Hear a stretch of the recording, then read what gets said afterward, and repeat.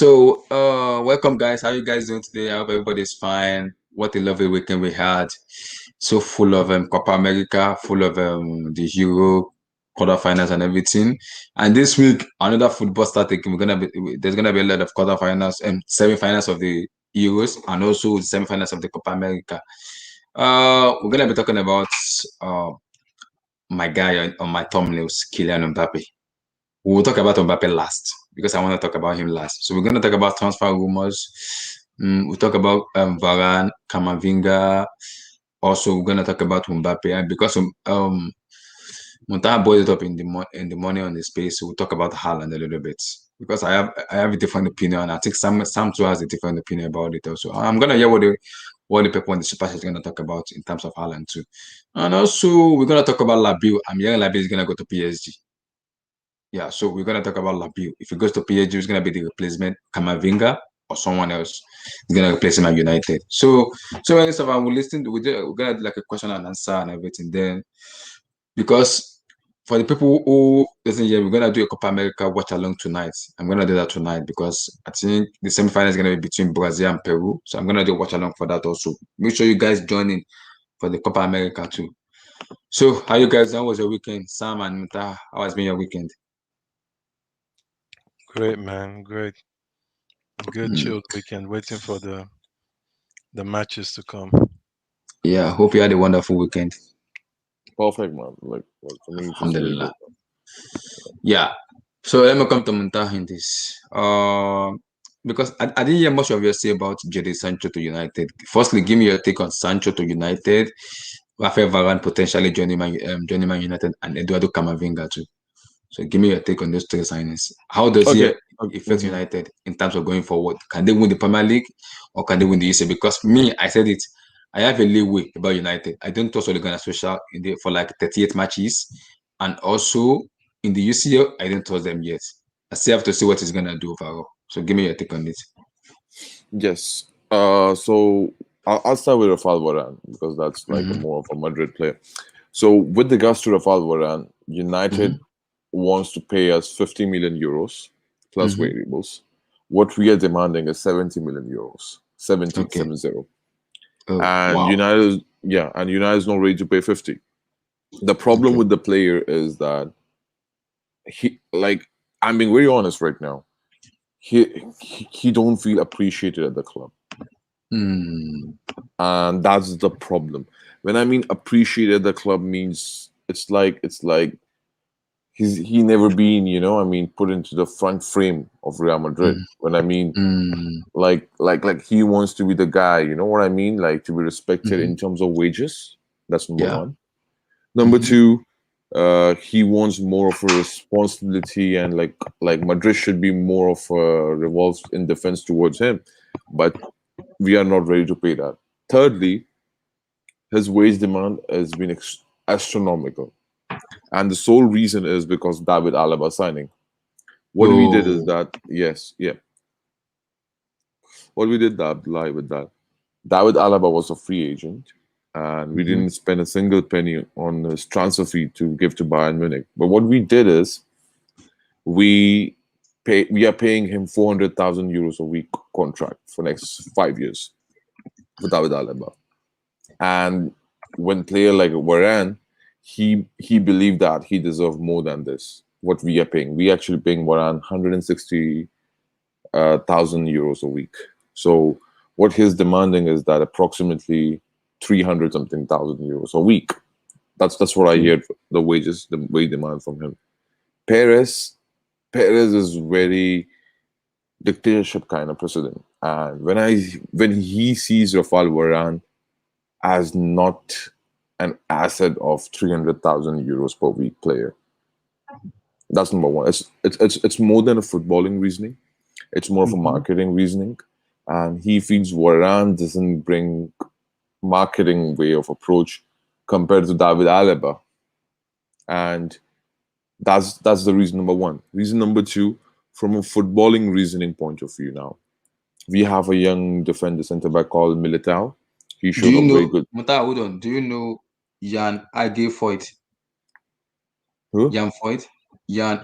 Jan Age Foyt. Foyt, Do you know Foyt, him? Foyt. Yeah, Yeah, he just tweeted Villarreal, now. Just tweeted right now back.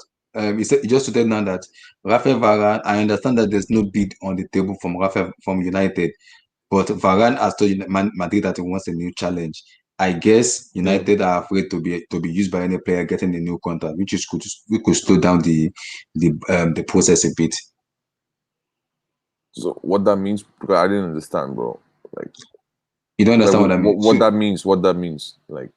okay, according to what this man is, he said, I understand that there's no bid on the table for from United. That's United hasn't put any Yeah, bid no down at the official moment. bid. Yeah, yeah, No nothing official bid. official bid. Yeah, So also the Varane himself already told Madrid that he wants to leave, that he wants a new challenge. yeah, yeah. But according to No, but Foyt, that's he new said, challenges. Okay, but let's be honest. That's new challenges. Very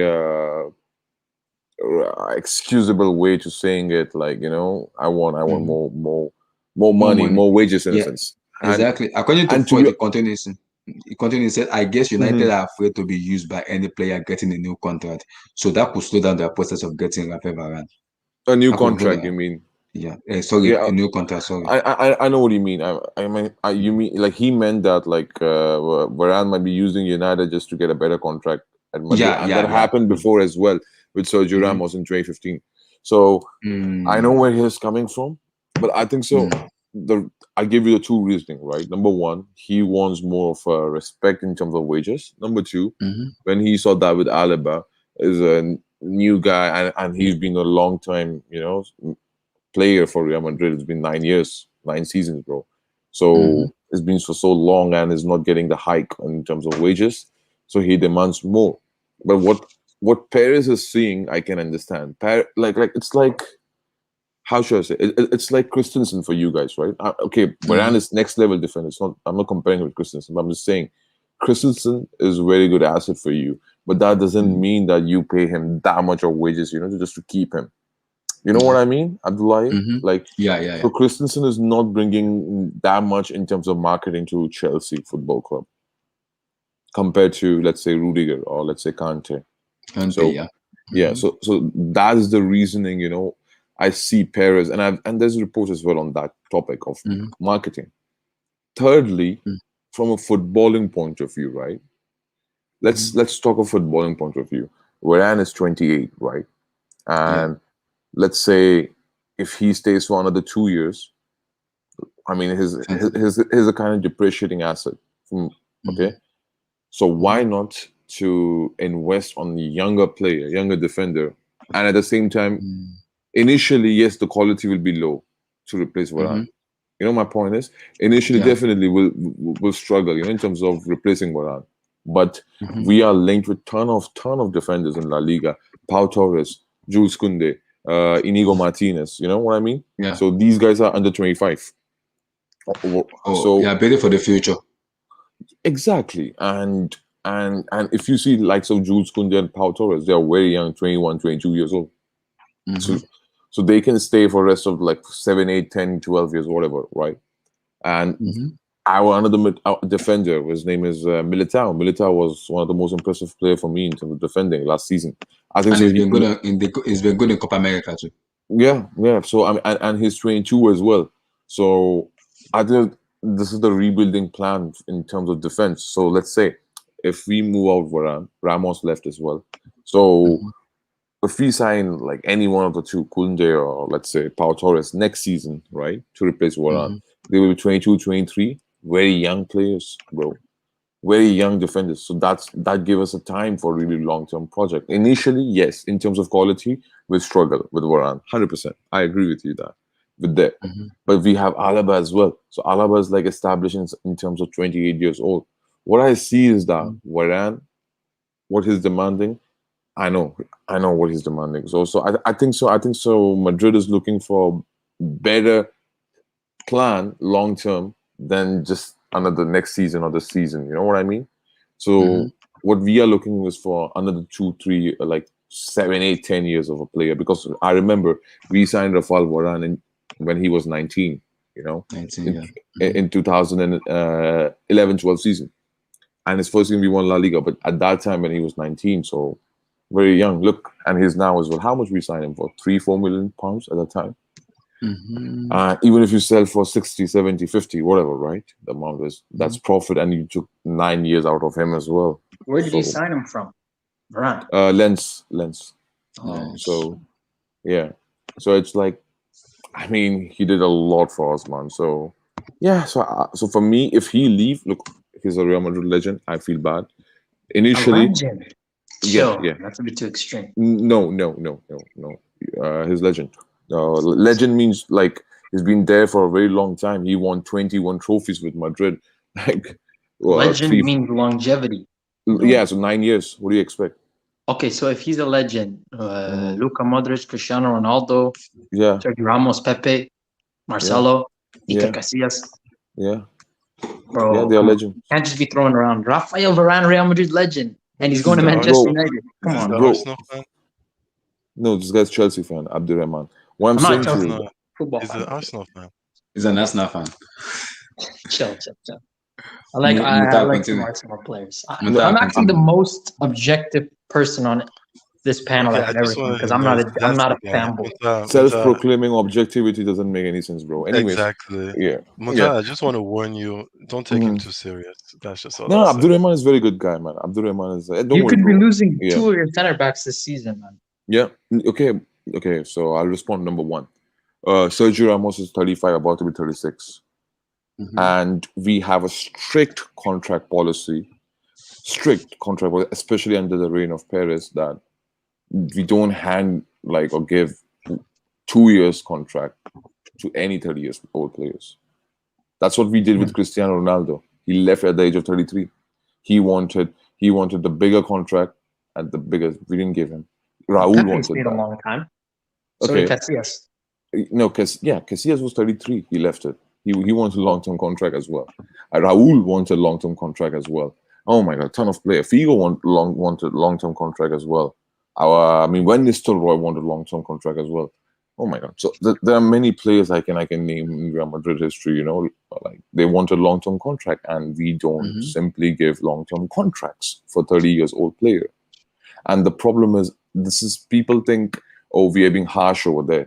No, but if you see economically, that's not feasible thingy, because player gets injured and they play like most of the time the wages you pay for the injury-prone players, that doesn't work in that way.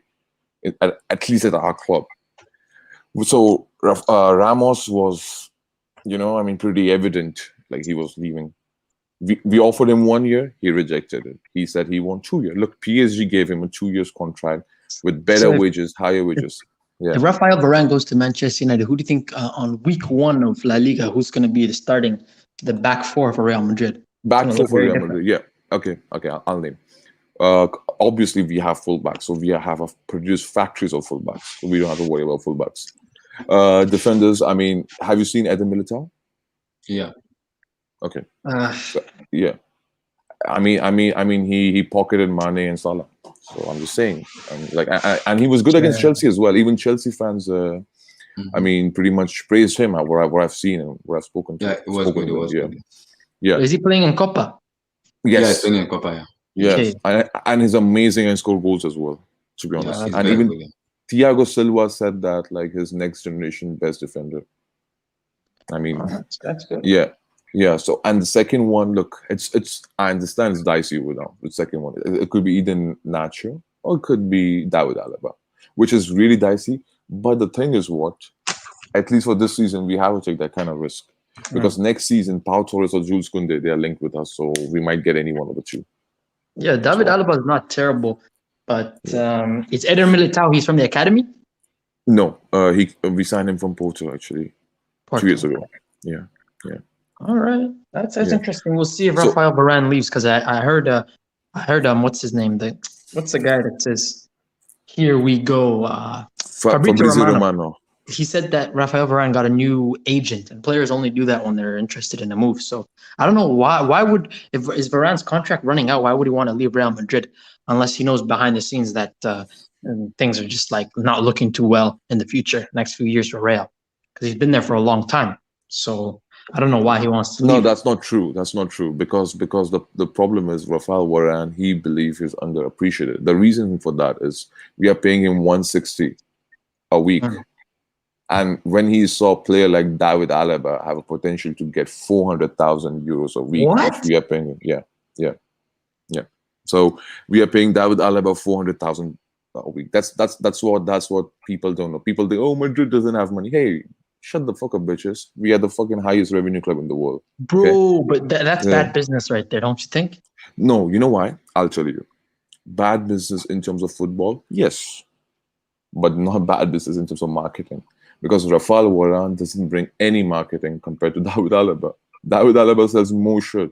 If you see the statistics, right, David Alaba has sold more shirt than Rafael Varane to us. At Bayern, maybe, right? Yeah. So David Alaba is like a best player of Austria in a sense, like, you know what I mean? So True. he offers marketing point of view, selling point of view more than Rafael Varane actually. Yeah. Varane, I've seen him captain France, but the thing is, like, Varane, one thing that's underappreciated is he's never in the media for controversy in his private life or anything like that. He's an upstanding professional, you know? And to me, he always seemed like the calmer out of Pepe and Ramos. He was just there. He didn't talk.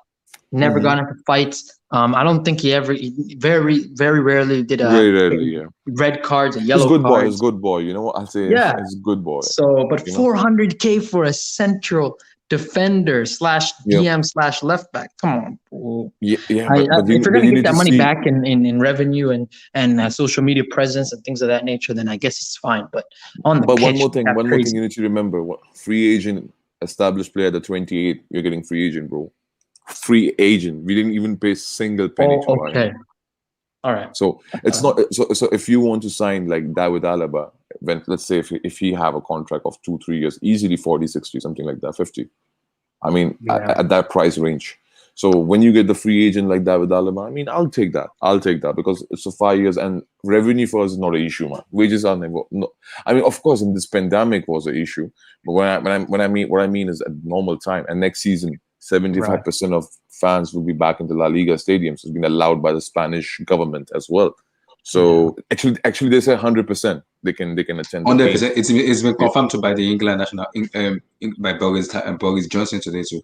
It's going to be a full stadium. Yeah. So it's going full stadium, but what we implemented is that like it's going to be 75%. Like it's better to keep that number than 100 immediately.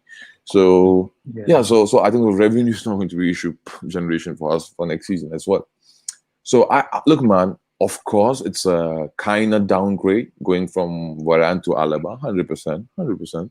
It's downgrade, but it's a matter of a one season for us. You know what I mean? And let's say if we keep Rafael Varane one more season, what if he leave him free next season? Because that guy looks adamant to me. To be honest, Varane looks very adamant to me to not to play right now. So if you don't want to play, if you have that much tantrum, door is open for you, man. Like I respect you. You are a legend.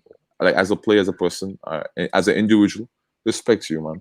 But I believe Varane at this, like when you have nothing in terms of marketing, I don't think so. You deserve 300,000, 400,000 euros per week of contract. Yeah, from a marketing point of view, bro.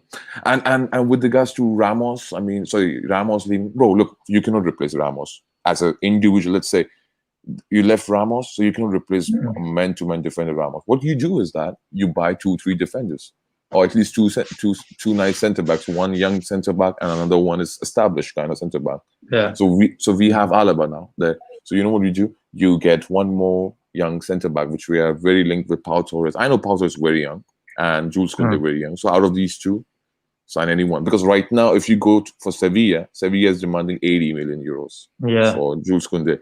And how old is Militao? 22. Okay.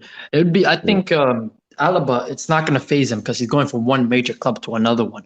But a player like Nacho, Spanish international, it'd be good to rotate with him. Obviously, your fullbacks are experienced, and in the sticks, you have Courtois, who's been around for a minute. So I wouldn't be that confident with Militao and Alaba. But Nacho would be good to rotate during the cup games and CL group stage and stuff like that. Real Madrid have a decent chance, man. Bro, for us, we have to be realistic, okay? And yes, I know with this defense we cannot win Champions League. It's very. I mean, look, anything is possible, but like I'll say, the chances are slimmer now to even like go for Champions. But the point is, bro, we know they're realistic, bro, and the point is, we are not right now a Champions League challenging force because we don't have attackers. Simply, we don't have attackers, and the plan is summer 2022. You know. Hold on, let me get the water. Let me get the water. Yeah, bro. No worries. Get it. Yeah. I wouldn't say that you're not able to compete. I mean, you made a semi, bro. No. I mean, winning. You know what I mean? Yeah. Yeah. Winning cannot be a realistic target for us for next season. That back four with if you keep the same midfield, Casemiro protecting them, and you get like an Mbappe, bro, that changed everything. Exactly, bro. But the problem is right now, PSG. I mean, I don't know what's going on with PSG because there's too many conflicting reports from RMC, L'Equipe, and sometimes Jolan Lorenz of PSG's, representative and EFSP and FC or punditry. He says something else. There's too many. I don't trust any of the Spanish sources, any of the French sources right now. I don't trust anyone. What I see is that, look, for me, for next season, definitely we're not getting Mbappe this summer, 100%. We are not getting any other new player. What I see is that with the same squad, we have to challenge for La Liga. We have to. No, I don't think you'll be able to challenge. Just by if no signings, bro. I mean, but you have to see the perspective as well. Like our loan army is going to back as well, and loan army can contribute a lot. Odegaard, Brahim Diaz.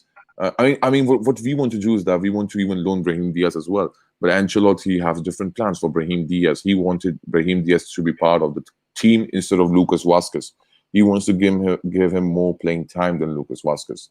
So that could be very beneficial for us if that's the case. And I don't know. By the way, Mbappe changed everything, though. No, bro, Mbappe. Let's say this, right? If Mbappe joined us, right, then people will look us like challenging for Champions League, team. And our plan is not only just to get Mbappe, because just to get Mbappe is very how should I say predictable move from Madrid.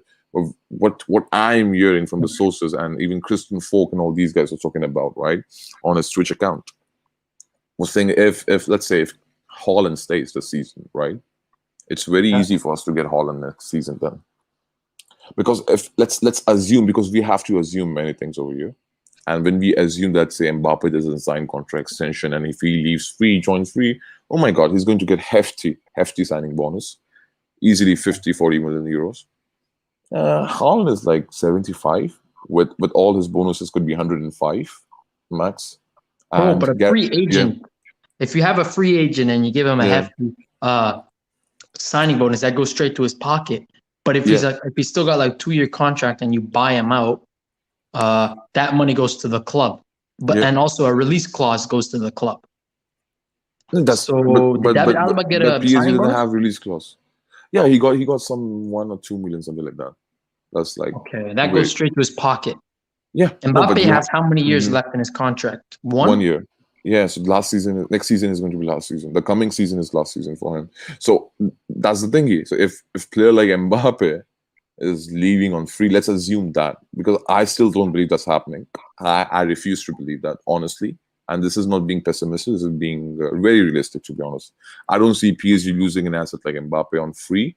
So if he doesn't want to stay, it's his choice. They got to do something. I still believe that there will be some middle grounds, and the middle ground would be, you know what, how it could be? It could be 2 things scenario. One, Mbappe signed contract extension by the end of next season. Short contract extension, like 2 years, something like that. Or he might sign contract extension now, 2 years, okay? So let's say if he signed 2 years contract extension, so he might leave in 2023, right? But what PSG might do is that they might sell him at the end of next season, the coming season. So even if they sell him 2023, let's say that, right? Mbappe. So still that's like they're making money out of it. Then they can make 150, 160 from us.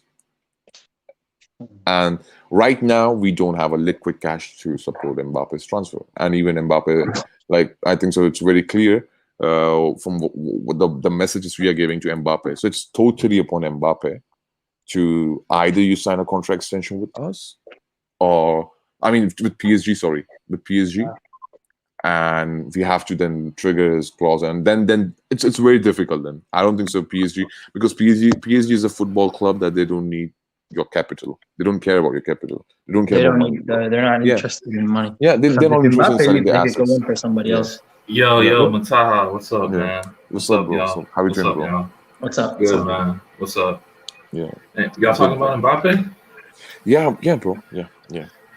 Yeah, man. I mean, I don't know, dude. Like he might dip on a free for real. I refuse to Like, believe that, bro. dude might dip on the free for real, man. Like, because you know Damn. Madrid, you know what Madrid are offering him as a signing bonus? Yeah, I hear 40 that. to 50 million. Yeah. If he comes on a free, they'll give him 40 to 50 million cash. Yo, if you're the family, you don't want Mbappe sold. You want to leave for free. Like if you're Mbappe's father, like who's his agent, obviously, like you want that money for free, yo. Dead ass. Tosin, you know what? I understand your position, where you're coming from, to be honest. But when I see asset like Mbappe, I personally believe the bosses of Khalefi in Doha, they will get involved into this deal. Oh shit, that's a good question. Mutahar, there's a question for you in the live chat. Mm-hmm. Okay. Oh, the Isco. What's up with Isco? Yeah. Isco situation and possibly leaving to AC Milan. You know what? There's a complexity with this thingy now. I'll tell you. Mm-hmm. Isco's contract runs out next season. Okay. So what happened is, so he can leave free next season. What Milan is demanding from us is like, what we option to buy for Isco, bro, in a year, bro. Okay. So you give us on loan Isco, and then option to buy in the next summer. By the way, how is that possible? That's impossible because it's going to be free.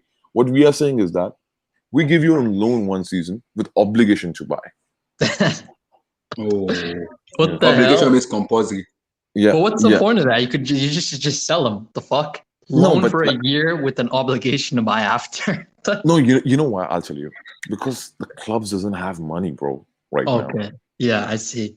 So there should be some middle grounds, you need to come up. But I think so Isco, they're going to make you pay some of his wages, though. Split it. Maybe 50, 60, 40, something like that. No, but Isco is one of very few wages, like 130, something like that. So his Spanish player very cheap, like it's not like that expensive. But I'll just stick to first Mbappe, right? So with Mbappe, bro, honestly, Tosin, I think so. You know what they'll do? We'll talk Mbappe last. Okay, you're talking last. Okay. Yeah. Okay, So my bad. you haven't given me your thought on Sancho. You've given me your thought on Varane. Give me your thought on Sancho and okay. I'll give you Varane. Yeah, I'll give it Varane quickly. So for me, with Rafael Varane, man, he can leave, bro. He can leave. And for me, damn, it's like that. No, and the thing is, what, bro? I think so. He personally believes he's underappreciated, and I don't think so. He deserves 300,000 euros a week contract for me. But bro, come on, dude. Like everybody else is on. Like Alaba's on that. Alaba's like his age, Like Ramos is on. Was on that. Like he kind of deserves 12 million a year, man. Like y'all are hoeing him, bro. Like he kind of like that's the only reason why he's leaving. By the way, it's the money. It's solely about money. No, 100%, 100%. I agree with you. But bro, if you see like a Spanish reports, like typical Spanish reports and journalists, all those Spanish, what they are saying is that Varane as a marketing entity is nothing for Real Madrid, bro. At some that's the reality, bro. Alaba, do you know there was statistics they brought up, bro? Alaba sold fucking more shirts than Varane, way more shirts than Varane. Well, he's Spanish, right? There's that. No, Alba's Austrian. Oh, Alaba, Austrian, I thought Jordi Alba. Okay, yeah. Oh yeah, David, not Jordan. But he's like the best player from a small country, though. Exactly. So if you see, bro, we are getting a better marketing player, better in terms of free agent. Okay, not better defender. Sorry, don't get me wrong. Better marketing player, better free agent. Why not? I still believe. I think so he deserves it then. In that case, 400,000 euros per week net salary, he deserves it, man. Like in my opinion. So that's my take on Varane, man. Look, I love Varane, bro, but I don't think so. his asset. I think so. We should go for Jules Koundé, which we might go for Jules Koundé or So Alvarez. let me put it this way for you: with Rafael Varane, Sancho, and possible Eduardo Camavinga to United, I do you think see so. You know them what, winning? Camavinga's. Okay, I'll quickly explain it. I don't think so. Camavinga is going to United, and you know why? Because his agent Jonathan Barnett, bro, that motherfucker is very rude, man. Okay. He's Bale's agent, so Yeah. Oh, it's and we have really bad experience with him. So, dude, no, Camavinga fired his old agent. His old agent was Mamu Sissoko, the guy who used to play for Liverpool and Juventus. That's also Ousmane Dembele's agent. Camavinga fired him and got Bale's agent for some reason. It's crazy. Yeah, but I still believe that like Camavinga, man, like, for me, I respect talent. Don't get me wrong, but 17 to 18 years old player, bro, 30, 40 million euros, man. You're kidding me? Nah, come on. That's fine. That's fair. That's fair valuation. That's understandable. You know why? If it I was disagree? like 60, 70, 80, then I'd be like, okay, yeah. Bro, but that's what Declan Rice is going for, but he's in his early 20s and he's English. Okay. So. You know what? Now you're thinking like that, right? So let's say how much it will cost for a semi-established player that you're 23, 24 then? 100 plus? Mbappe, yeah, that's basically, No. Late teens, early 20s. No. If Mbappe have like a 3 years contract, bro, it's going to be more expensive than Neymar. A semi-established starter that plays in midfield will go for that's good. That's shown some, like, for example, like maybe like a Fabian Ruiz from Napoli. He's gonna go for 50, 60. He's gonna go for 50, 60. A guy like Camavinga going for 30 is a steal. It's a steal. Like, I think it's a steal. I think you take that. There's 30, a lot of hype around that kid, though. Nah, bro, you know what? Sorry, I mean, Tosin, I understand your point of view, bro. But you know what? Why I don't want that price for any player? Because, like, in this post-pandemic, actually, the inflation has been way controlled compared to pre-pandemic thingy. So we are coming back to normalization from a saturation point of view. So what I want is that players like Camavinga, if you pay 30, 40, right, bro, Jack Grealish will cost you 100 plus. No, but see, Camavinga's coming from France is different. The Ligue 1 clubs, they're asking different. Like within the Premier League, because of the TV money they have, they be asking for some exorbitant type shit, bro. Like the fees that they ask, it's just, come on, it's an English premium. You always got to pay that. Guys, just to clarify, what position does Camavinga play? DM box. In his youth, in the youth team he played as like a number 10. Then when he got into the first team, he was like a pure sitting midfielder. Like, but he had three at the back behind him. He was playing in the 3 at the back formation, but he was like the guy sitting in front of those 3 players. So have you watched the season in League One? Yeah, I have. The following season, and Nzonzi came in, so he kind of pushed up a bit. What team does he play for again? Stade Rennais. Damn. So yeah, that's like, apart from PSG, he's gotten more hype than Renato Sanchez, and Renato Sanchez is a young player too and won the league and has been around for a hot minute, which is weird. I don't know how Stade Rennais. That's a good one. How much would Renato go for? That would be interesting. But yeah, Renato's been around the block, man. He's gone to some pretty big, decent. He's been to Bayern Munich. He won the league. He's played in. He's a starter, bona fide starter, very well with his national team in a big country. So yeah, it's interesting. I don't know. I heard about Camavinga like last year, but he's in the same mold of like a Tchouameni, a nice midfield player, up and coming, that plays for the youth system in France. For a poor team. The thing is, I would say Tchouameni. I want to quote myself fully, but I think Tchouameni might be better right now. Well, he's a 6, right? Yeah, Tchouameni's like a pure 6 that can play in like a double pivot. He's like a mix between Casemiro and some Pogba. Yeah. Like, so like Tchouameni. The thing with Tchouameni is that like when the under-21s European Championship happened earlier in the summer, right? In June or late May. Tchouameni benched Camavinga. Camavinga did not play 1 minute at the under-21 Euros. Like it was Tchouameni. Tchouameni was benching him. But the thing about that, it could just be because of talent, right? If the team's stacked in that position, that team. it's not Yeah, really that team was reflecting. stacked in the midfield. Yeah. Yeah. But you know what my thing is, Tosin? United is the worst possible place for Kamavinga. And this is very common, I'd say, prevalent. Nah, that kid opinion. can't fail, man. That kid's a refugee from Angola. He's lived through some shit. He not gonna fail. He not gonna fail, man. He works his ass off, man. He's not like, he doesn't have that diva shit. Bro, even though I love Pogba, he doesn't have that diva thing. No, but you got to think in the next step of his football progression, Ole is not going to teach him nothing that he doesn't know or bring anything to the table. So it's a lot of freestyle at Manchester United. I mean, Ole's not the only coach, though. Let's not act like he's the only coach in United. Michael Carrick's there. No, you know what's funny is I would love to see Kamavinga for teams like Juventus. Yeah, you know what I mean. I know what you mean. Any team with a proper manager. No, it's about organization of the club, bro. I actually wanted to see. I think the best team that he could really go to really progress is a Bayern, because Bayern are interested, but they don't want to pay. What about Everton? They just got Rafa Benitez. Or like Crystal Palace. Crystal Palace under one of the best central midfielders of the Premier League. I'll if he's gonna leave the country, it's gonna be the top club, not like top. That's a major jump, though, bro. It's good for players to go to the next the club right above it. Because Stade Rennais, bro, that's even worse than Monaco historically. That's a major jump. But he can go from Stade. I think he could go to PSG. He could go to Bayern. That's the top of the top, though. I think the next level for him is like an Everton, which is let like me ask mid-table. for this now. Kamavinga, possibly Varane, and Jadon Sancho. Can they win the Premier League and the UCL? I refuse to believe that they are signing 3 of them. No, I think they will. I think they'll pull it off. You know what? This is Manchester United, man. You know what? Kamavinga is the most tricky. They have signed Jadon Sancho. So Jadon Sancho's done deal anyway. Yeah, that's done already. Yeah. So the left one is Varane and Kamavinga.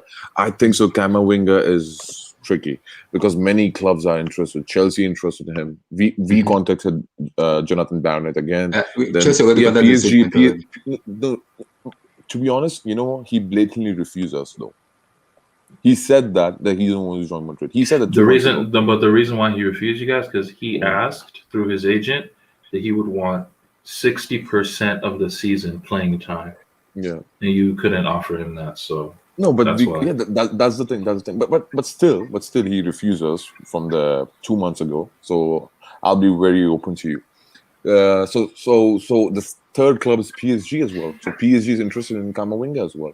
So it's not easy for United. I don't think it's easy for United to just come and take Kamavinga away. I think so. They have to grind him, bro. I think United are. I really see what United are, guys. This is a thing between Bayern, PSG, and United. So like United right now, okay. The truth is, they look at Pogba. A year left on his deal, and they know that he can. Because I'm hearing, is it true Tosin Pogba and Mino Raiola and them United are speaking about that to PSG? PSG, their plan A in midfield is Pogba. It's Labiu, yeah, Labiu. Yeah. Plan B is Camavinga. All right. So the thing is, United are looking at that, man. If PSG come in with a good enough transfer fee for, Pogba, we can sign a Camavinga. But they don't only want to sign Camavinga. They want to replace Pogba with 2 players.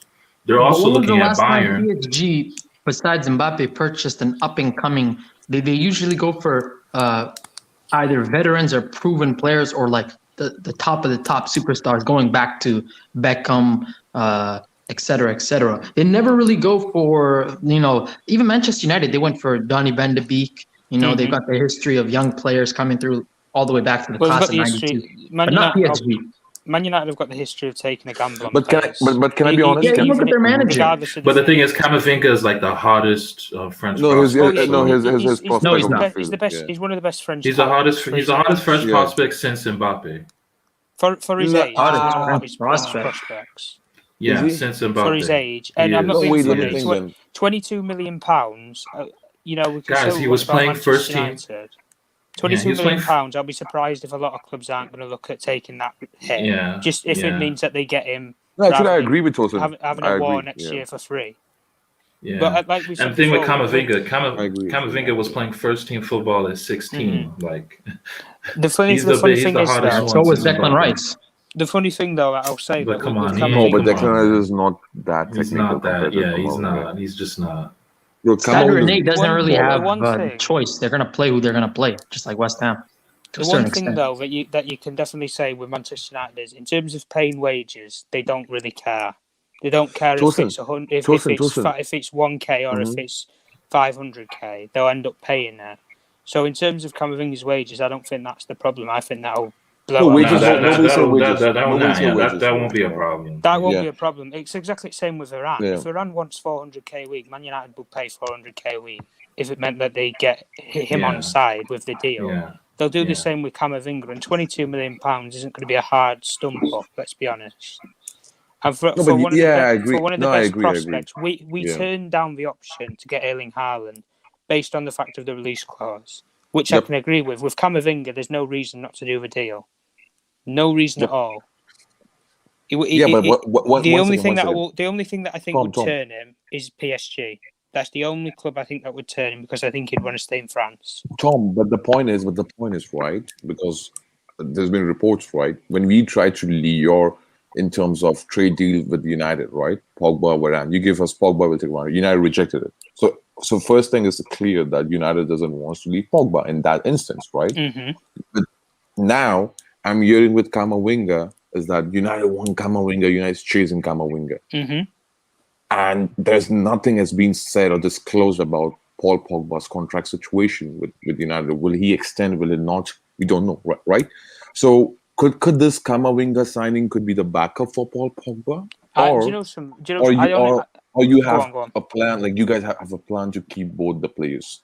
I think we have a plan to keep both the players based on the fact that I think next season we'll want to ship out Mata. We'll want to ship out Matic. But you give a contract extension, right, to Mata? Yeah, we've given a contract extension, but the one thing that I'm saying is with Camavinga, he's young. He's not exactly going to age and then blow up out of nowhere. He's still a young player, and in a year's development to settle into the Premier League, where we're not going to have to rush him because we've got the players to do it anyway, where you can nurture him into the Premier League, and then when Mata leaves his prime replacement there, if you want to use it in that aspect. And even if Pogba went, I'm not going to lose any sleep over it, because it'll easily give up more chances for Van der Beek, or even if Camavinga came in, it'd give a player like that a shot. But I'm sorry, £22 million. It's a kind of similar situation with Iran. When a player of that ilk, that caliber, comes available, regardless of the price, even if it was £100 million for a four-time Champions League winner, numerous time, domestics winner, and also a World Cup winner, you can't really turn down the option. I agree your point of view. Where you're coming from. Same with Camavinga, one of the hottest young prospects. Next summer, we talk about this bidding war with Haaland for 75 million. Mm-hmm. It's going to be the exact same for Camavinga, but it's going to be who offers him the most money. That'll be the point is that argument. The point is with Haaland, right? Honestly, other than Madrid and PSG, I don't think so any club can offer him 700,000 euros a week. And we have a slot to offer him. And you know what the slot is for Haaland is? Gareth Bale is leaving next season. He's on 650,000 euros a week. The thing that Real Madrid have is the brand, the name. Yeah. That's the thing. No. My point with Erling Haaland is not transfer fees. Transfer fees is not an issue for this guy. The wages has been the biggest. Obstacle. The wages will put half of clubs off. Mm-hmm. I know. Let me put it like this: Man United. If let's say Haaland destined for Man United, for example, for some weird reason he wanted to join Man United, regardless of the wages, if it's 500k or if it's £1 million a week, we'll end up paying it because we're that deluded and we don't want to negotiate players down on contracts. Mm-hmm. That's why it takes us so long to renew contracts with players. Like, with this Pogba saga, we're renewing a contract. It's been going on for 2 years nearly. I don't know what to say. Tom, I have a question for you. So what you believe is that, like, it's a question actually, okay? Mm-hmm. So you believe that Pogba will extend his contract with United, or will he leave for PSG or any other club? Honestly, I think he'll run his contract down and I think he'll leave for free. That's bad, bro. That's very bad, man. Wait. I think Wait, he wait, walk wait. away for free. Wait, He no. wants no. The thing is, he wants to win the big European trophy. I don't think the Premier League is a stepping stone. I think the one that he wants to win is the It's Champions League Yeah. because he's got the World Cup and then he's got a Champions League medal as well. Manchester United, I would put it like this: we're 3 players away from possibly challenging in Europe. Maybe the manager's not good enough. We'll see if he gets the players. Then there's no excuse. And if we get that CDM, then if Paul Pogba doesn't perform, then that's the end of the show. I would set straight away, ship out. If we get someone like Declan Rice or if Camavinga was an amazing CDM, if he develops into that role, for example, and then there's no reason for Paul Pogba not to succeed. He has to succeed then. Otherwise, that's kudos and that's on him. But Hey, so let me quickly add here real quick, Tom. So are you guys buying Camavinga because of the CDM role or for box to box? Because Camavinga is a box to box midfielder, likes to roam and drive with the ball. Like he's not a sitting midfielder though. So he's exactly Emmy, you just said Bruno? No, Camavinga. No. You said I know you said Camavinga, but did you compare him with Bruno by saying box to box? No. Oh, okay, my bad. No. I'm not even talking about Bruno because I'm not really thinking that this Manchester United team can win with Bruno. I think they need an upgrade in that place, in that department too. So they're getting Camavinga to help Pogba with the box to box role. Do they need a sitting midfielder more than an upgrade? I think they need a sitting midfielder more. Because the thing is, dude, like Camavinga can translate to the DM position. Yep, that's the point. He's a 6'8". He's a 6'8" hybrid. He's not found his position yet. This is the one thing I've said. He plays everywhere. That's the thing. Like the first season at 16, right, when he was playing for Rennes, right, he was the sitter. He was the sitter. He did sit. But the following season, when they got Nzonzi, they moved him up a little bit. Yeah. Okay. Yeah, like. So I mean, he can do. I think he's a 6'8" hybrid. I think he's. I think he's destined to be a deep lying playmaker. I think he's destined to play that sort of a position. Redondo compared himself to Camavinga. Redondo? Yeah. Yes. No, that's true. No, that's true. It's true. It's true. It's true. Yeah, that's true. No, I'm not making this up. I'm not making this up. No. Wait. You can look it up. Google it. Emmy, Redondo said that, like, Camavinga plays like me. Yeah, he said that. Okay. Yeah. So his way skillful. No, Camavinga. Yeah, Fernando Redondo. Captain. Yes. Emmy, Camavinga for me is very skillful player. The only my worry for Camavinga is United atmosphere. That's the only worry because let me explain to you. Because it's up to United now how they will integrate Camavinga into the team and how they're going to harness the talent out of him. Extract the juice. That's my only issue. But guys, they're gonna replace Pogba. If they lose Pogba, United are gonna replace. Let me tell you the Bayern Munich angle, guys. Bayern Munich are negotiating with Goretzka right now. Yeah, you're gonna say Goretzka. I knew this. And I'm telling y'all, like, they're struggling to do these contract extensions because what they gave Sane has fucked up their whole what's it called? Wage structure. Wage structure. Coman is angry. Goretzka is a little bit, his shit has been delayed a little bit. I'm telling you, if that shit keeps dragging on with a year left on Goretzka's deal, I can see United, if they lose Pogba, they will get Camavinga and Goretzka together. I swear they'll do it. I agree. United will do it. You see, that's the thing that I was telling you, Abdullah, about wage structure in a team, right? I know Pep talked about it one time when he said, hey, if I give everybody how much they want, guess what? Everybody in this squad is going to start bringing down my door. And guess what? It's either we give them what they request or they want to leave or they just stop playing as good as they are. So Sanchez fucked up United's restructure to the point where they're still suffering now. The one thing though, how much is Sancho earning? Sanchez, not Sancho. Sancho's going Sanchez. to 350. Sanchez. Yeah, Sanchez, Alexis. Oh, Alexis. I thought you meant Sancho. Oh no. So let me talk about Camavinga, what I think about him, right? So Camavinga is still developing as a player. I've watched him like 2 seasons now. The couple of things, there's some parts of his game that he still needs to work on. Sometimes he gets carried away. Sometimes he loses focus positionally. And those are small things that actually become big things when you play for a big club, right? Coaches improve that.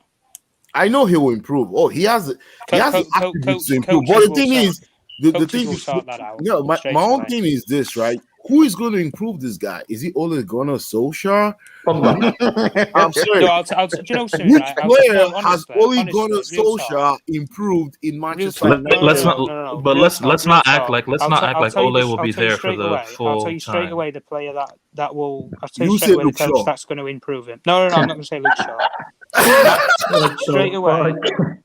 Straight away, Michael Carrick will take him under his wing. Okay, that's a fair point. Hold on. Let me finish. And try and develop him into that number 6 role like Michael Carrick used to do years ago.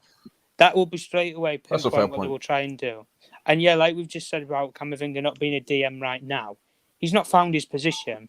And perfect trial period for Camavinga if Manchester United signed him would be the pre-season. Means nothing. You don't win, you don't lose anything. All you do is just trial things if you want to use it in that way. And the one thing that I'll say about Manchester United is we can all say that they're being very quick with transfers, but the sort of players that they're looking at, they're being very smart in what they're doing. Either elite talents or elite players, and they're in the final year of the contract. So the pressure's on the club that they are at right now. Yep. Like Rennes now, if they don't sell now, they'll lose Camavinga for free. Free, yeah. Same thing with Varane if Real Madrid cannot negotiate a new deal with them. Same situation there. Varane's an elite defender. Labille too. Yeah, Labille, exactly the same. Labille, Mbappe Pogba's as well. got Manchester United right where he wants him. If they don't offer him what he wants, he'll get it from somewhere else, regardless. No, So but nobody's going to pay Pogba. Nobody's going to pay Pogba that money, though. PSG will pay him. PSG No, will pay. I disagree with that. Actually, I disagree with that. I mean, I think PSG would pay. PSG will pay him that money? Guys, Mohamed Bouhafsi just reported. Yeah. The reason why Camavinga right now, the reason why PSG aren't going hard body for Camavinga right now is because Camavinga is their plan B. Yep. Yeah, their plan A is Paul Pogba. Yeah. And if Man United get Camavinga, then it'll ramp up with PSG and Paul Pogba straight away. What a window! What a transfer window! No, but the question is, no. Wait, let's assume this, Tom, because I want to ask you. You're a United fan, so you seem diehard United fan. Let's assume this for the sake of this argument or discussion. Sorry,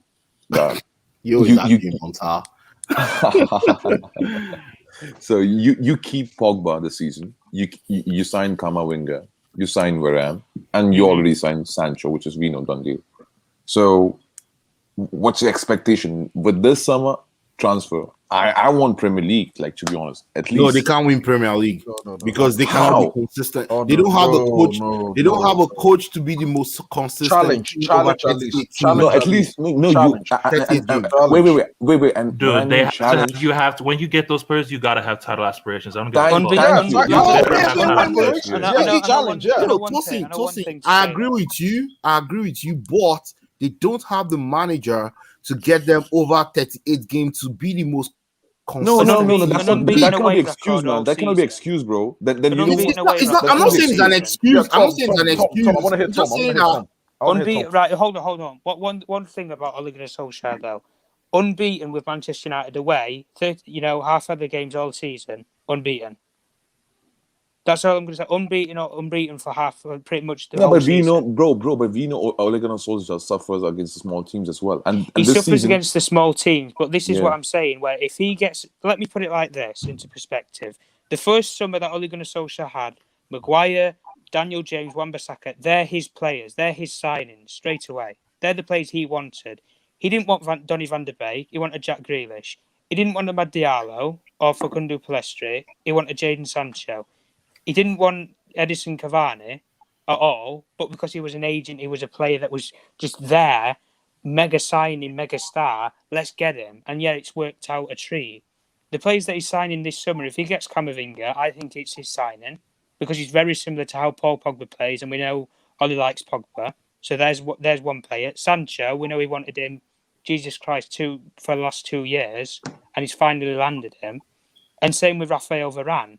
He's that top elite defender that we've wanted to come into the club to compete with the likes of such as Virgil van Dijk, maybe for top defender or whatever, Ruben Diaz. Manchester City and Liverpool have that defender. We don't have that defender there. Whereas if we get Varane, that's the top three. That's the top three. So Tom, let me just quickly tell you. And one more thing, quickly. I just want to say. I want to just say something. I'll just say quickly, bro. Okay, it's 15 seconds, no more than that. One of my PSG friends, 5, right, like 7. Wait, wait, bro. Give me a minute. 16.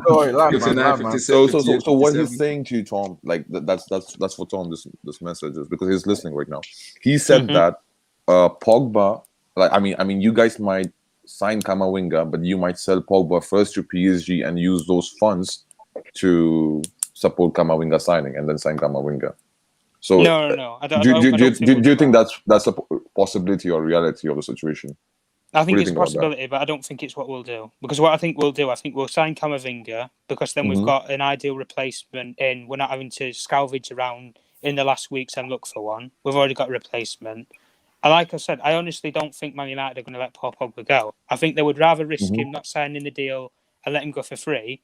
£22 million for a Paul Pogba replacement for a future prospect and future French superstar isn't a bad bit of business. I know you're not getting anything for Pogba, but if it saves the hassle and it gets the wages off the bill, That's bad, bro. That's bad for a business point of view. I've always believed in the business though of no player is bigger than the club. Okay. No player is ever bigger than the football club. And if Paul Pogba is wanting to hold Manchester United ransom for $500,000 a week, forget it. I don't want players here who want money. I don't want players here who just debacle about money. Put money aside and actually put where's your heart telling you. If it's at Man United, then you'll sign the deal for whatever money. You wouldn't care. Exactly. Whereas if you wanted to piss about for $500,000 a week, then what's really the point? Your heart's on the money. Let me ask you this, right? Is there a risk on signing Camavinga and he doesn't turn out to be what you guys expect him to be? Like, to be like, remember, Camavinga is the same age as Pogba when he left United the first time, right? And when he went the first time, he got coached very well and played under, very experienced players at Juventus before he actually developed in Juventus before coming back, developed in, back to Manchester United. And I know United, you guys have signed like someone like Anderson before. If you know Anderson, yeah, I know you're about. He used to be. But can I give a point of view? Hold on. Anderson was actually one of the big prospect youngsters, blockbuster Brazilian youngsters, back in the days, and we all know how it ended. So I want to just get your perspective into the risk of Camavinga. What if he doesn't work out? The one thing that if he doesn't work out, then yeah, it's a massive loss because we've replaced Paul Pogba with somebody who doesn't fit the mould. But even though it's £22 million, I wouldn't be that arsed over it because even if it doesn't work out, you've still got Donny van der Beek, who hasn't been given the time, and we know there's a quality player there if he gets the game time and he gets the chances. So if Camavinga doesn't work out, I wouldn't lose any sleep over it because it's only £22 million. You can just call that. I think Camavinga will work out, but the thing is, what I think United need, I will tell you this: it's a very experienced coach that can actually bring out the best in this guy. Because you don't need to tell me about our after all these signings, they have to give 1 year to Ole, man. At least one year. They'll give Ole this season. What if he comes out this season without any trophy, loses again to then we sack him. Villarreal kind of maybe team or maybe Sevilla somewhere. Then we sack him. Someone, or maybe he loses to Atalanta in the second round of Champions League. Then we sack him. Tom. I just have a question as how do the optics don't look great. If Pogba leaves twice for free, the optics doesn't look great for United as a club. Now, obviously, Camavinga can, hopefully, I hope that he develops into a world-class player. But the optics, but even if he doesn't, that's 22 mil. You could probably get a profit for that, even if he doesn't pan out the way you want. Considering how old he is and the price tag, you're not selling him for less than 22 mil. Let's just be real. No, exactly. The risk in terms of like money wise is very low. So there's not really and we're not going to be paying. Let's be honest, we're not going to be paying him ridiculous wages. Exactly. So the actual pressure in terms of, I don't think United there wouldn't be a lot of pressure in my opinion, but with regards to Pogba, and you thinking he'll run down his contract. Well, I think Man United are taking the gamble in terms of they're going to sign Varane, they're going to sign Sancho, we're going to sign Camavinga, whoever they want to bloody sign, and they want to try and convince Pogba by mounting a title challenge. And if it doesn't work out, and Ollie doesn't get, let me put it like, if Ollie doesn't at least make minimum the top 4 next season, he's gone. He's gone. Straight away. He's gone. Because as soon the Glazers invest in the manager, and then as soon as they start dropping out of the top 4, or they don't look like they're going to get into the top 4, they get rid of them. It's proof with Van Gaal, it's proof with Mourinho, it's proof with Moyes. As soon as they don't look likely, they get rid of them and they get gone. It's as simple as that. And then it's next victim. But Tom, let's be realistic now. No, but let's be realistic with the numbers, right? Let's say how much you guys signed for Sancho? 90 add-ons plus something like that. Euros, 90 million euros, 70 million. Yeah, 90 million. 75 million. Yeah, we'll discuss in euros, right? Varane could be easily 50 to 60, something like that, right? So let's assume around 50.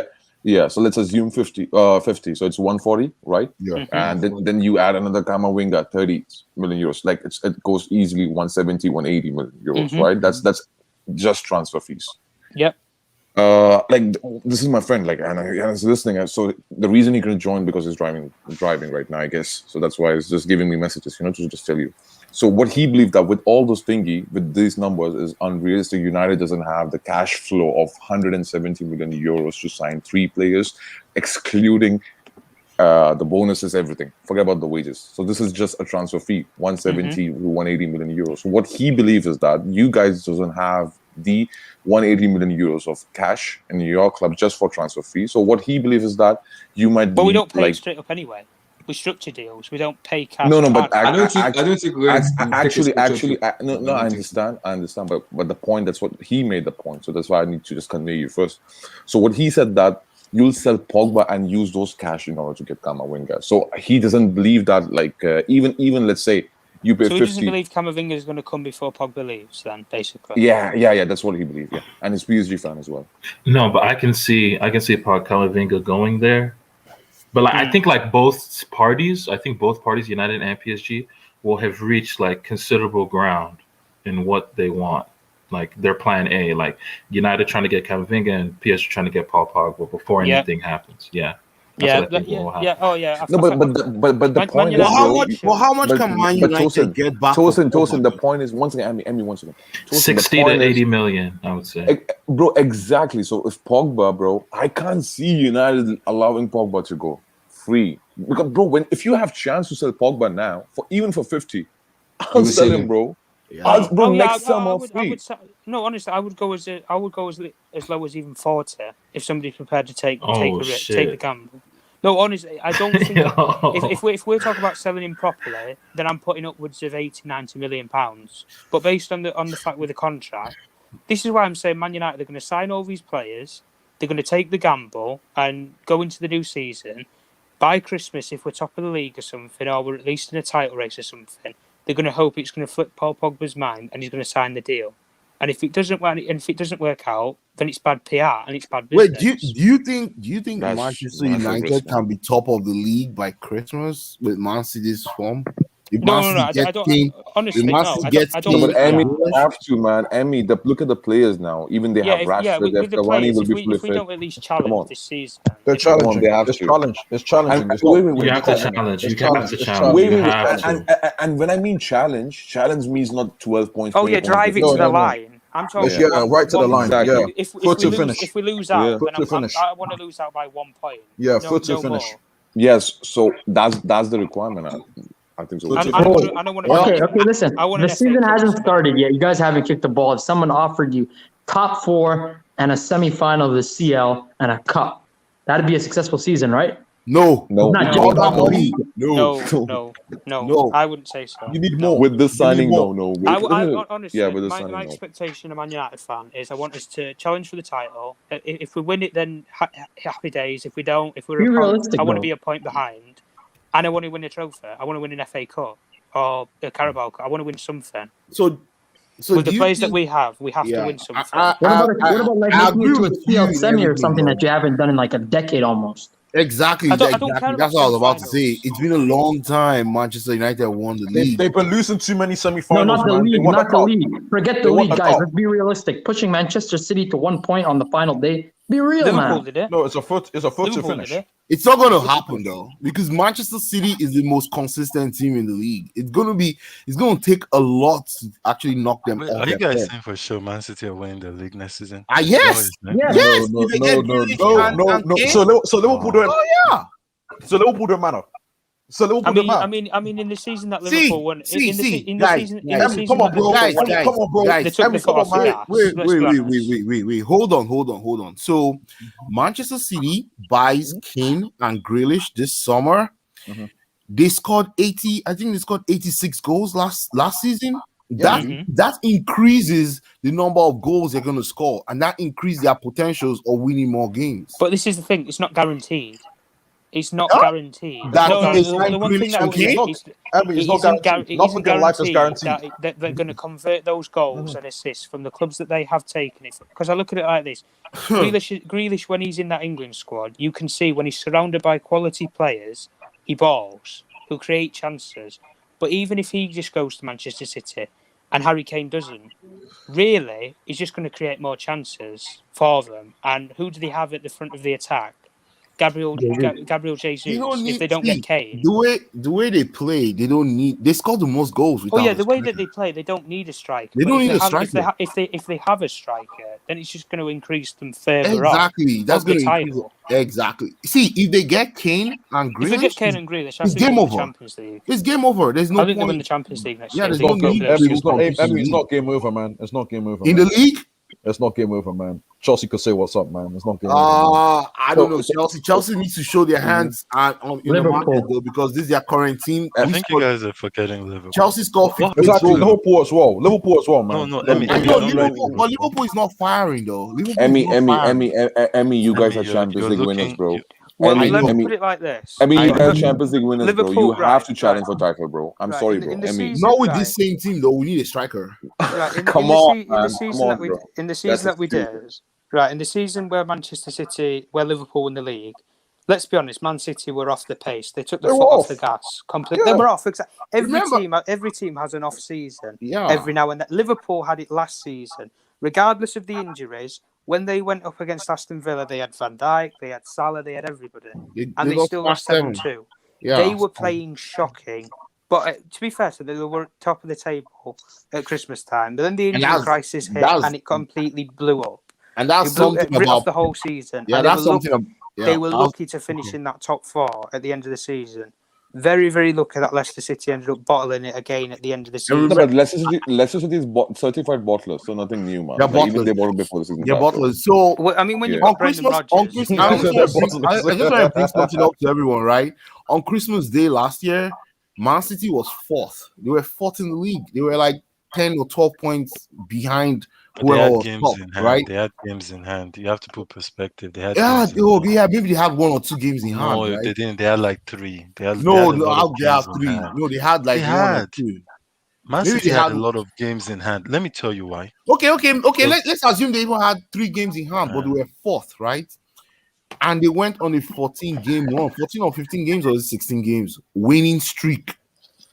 They will won be as hungry this games season. straight from Christmas. To be fair, Emmy, your point is that United, I mean, City's odds right now to win the league is 1.66. So they're clearly the favorites. And the next, No, but it's always like that when you win the league that you're your favorites for the next year. It's most of the time. It is it is like that. But I'm saying, Emmy, don't sleep on the rest, man. Don't sleep on these guys. I know, because when you do the statistics, right? When you do the statistics and look at all the other teams that are challenging them, they have one thing that is going to maybe be an issue for them as the season progresses. I remember this season is 38 games. Man City knocks all these small teams off the perch, like 5-0, 4-0. You know, they just kill those small teams, right? Yep. And then in the big games, they still win enough of those big games to win the league. They know how to win this league. Yep. And that's what Man United does not have, because they don't have any player that's won the league in this current team. And the same thing with Liverpool. Liverpool, their problem is... but you were right. Initially, who won the league? Once again, Tom. Once again, Emmy, you were initially right. You were initially right, but the manager makes you helps to win the league. So with Ole Gunnar Solskjaer, what's the realistic expectation? If you challenge win an FA Cup and challenge for the league, that's my expectation. But that's what he did. That's what he tried last season, right? Yep. He pushed. No. Wait. He got to the final of the UEFA. Emmy, Champions League. What about Champions League as well? Because even that's the tournament. Like, come on, you cannot give up on Champions League. Like for me, I think so. I want to see United at least in quarterfinals. It depends on the draw for us, to be honest. It depends. Hey, I have a question for you, Tom. Because I don't know, are you talking about like the general, like the buzz, the atmosphere around the fan base, or what do you think the owner's pressure is? Because for me, I don't know what you Manchester United fans are on, but you're not going to challenge for the league. Just get that out of your head. That's not going to happen this coming season. Let me put it like this. In theory, with the manager that we have, we shouldn't challenge for the league. But with the players that we have, we should. Yes. Exactly. Let me put it like this, right? I agree with you there. The manager, if Ole Gunnar Solskjaer's not here at Christmas time, in theory, the manager that every Manchester United fan is going to be saying is Zidane. If he's still available, that is the person that every Manchester United fan will want, is Zidane. Okay. If you got Sancho, Varane, and Camavinga, wow, Zidane already? That was crazy. On paper, before a ball has even been kicked, if everyone is fit without barring injuries, before a ball has even been kicked, on paper, Manchester United are third, behind Manchester City and Liverpool. No, how are they behind Liverpool? How are they behind Liverpool? How are they behind? They're not behind. I don't even think they're behind City. Salah and Mane, Van Dijk, Alisson, Jordan Henderson, Matip. Henderson, come on. Let's be real. Liverpool. Not the thing. I think honestly speaking, this is me being next season. Or the team that I just want Manchester United fans to be realistic. Understand that finishing top four should be the objective in the league. Maybe making a CL semi, a League Cup, something like that. But overall, improving better play, and then the season after that, you can say what's up. But to compete, man, because this is not a project. You're basically saying that they should start the project from now. This is a project that's been going on for years, so it's not something. If he doesn't challenge for the title and win a trophy, then in my book, I still don't think it's good enough. No, but the thing that we're forgetting is that injuries can affect the whole season. Yeah, injuries. Manchester United, wait, Tom. The thing is that people forget that injuries. Guys, United's top management are dumb, but they're not that dumb. If Ole doesn't challenge in any way, shape, or form, injuries or not, he's getting sacked. It's just that simple. Oh yeah, he's gone. He's gone. No, I'm not even talking about Ole or anything. I'm saying the whole Man City are winning the league. To be honest with you. I think the owners they're not that ruthless. Well, let me put it like this: Van Gaal won an FA Cup and they still sacked him. Yeah, no, I'm telling you, the only reason why he was sacked was because Mourinho was out on the market. He would have stayed longer. Mourinho was out on the market. It's only the same thing now with Zidane. Let me put it like this: when we were looking for a manager when we sacked Mourinho, it was either Poch or Zidane. Those were the names in Ed Woodward's mind, was Zidane or Poch, and he couldn't get either of them because Poch was at Spurs. But the problem was at Madrid. But Tom, this is where the issue is. Zinedine Zidane is on sabbatical now, and I don't think even if he start with a session in December, Zidane will take over in December. He would rather wait till the season finish. No, he would never do it. He would rather wait till the season finish before he could exactly. Yeah, that will not be done enough. You know what? Wait, Actually, wait, but he did that. He did that with Real. Yes. Because that's Real. Yeah. That's Real. Real is a special club. Nah. You As guys much are as doing it's like to Real. know these managers too much, No, man. There's always a new thing. as much as There's it's always a Real. new thing. That's as Real much as Madrid. Emmy, Real as Madrid much and Zidane are Emmy, very, no, you Emmy, know. he walked away. He walked away. But to be honest, I don't see Zidane coaching any Premier League team. And the biggest issue with Zidane is He doesn't speak language English. barrier.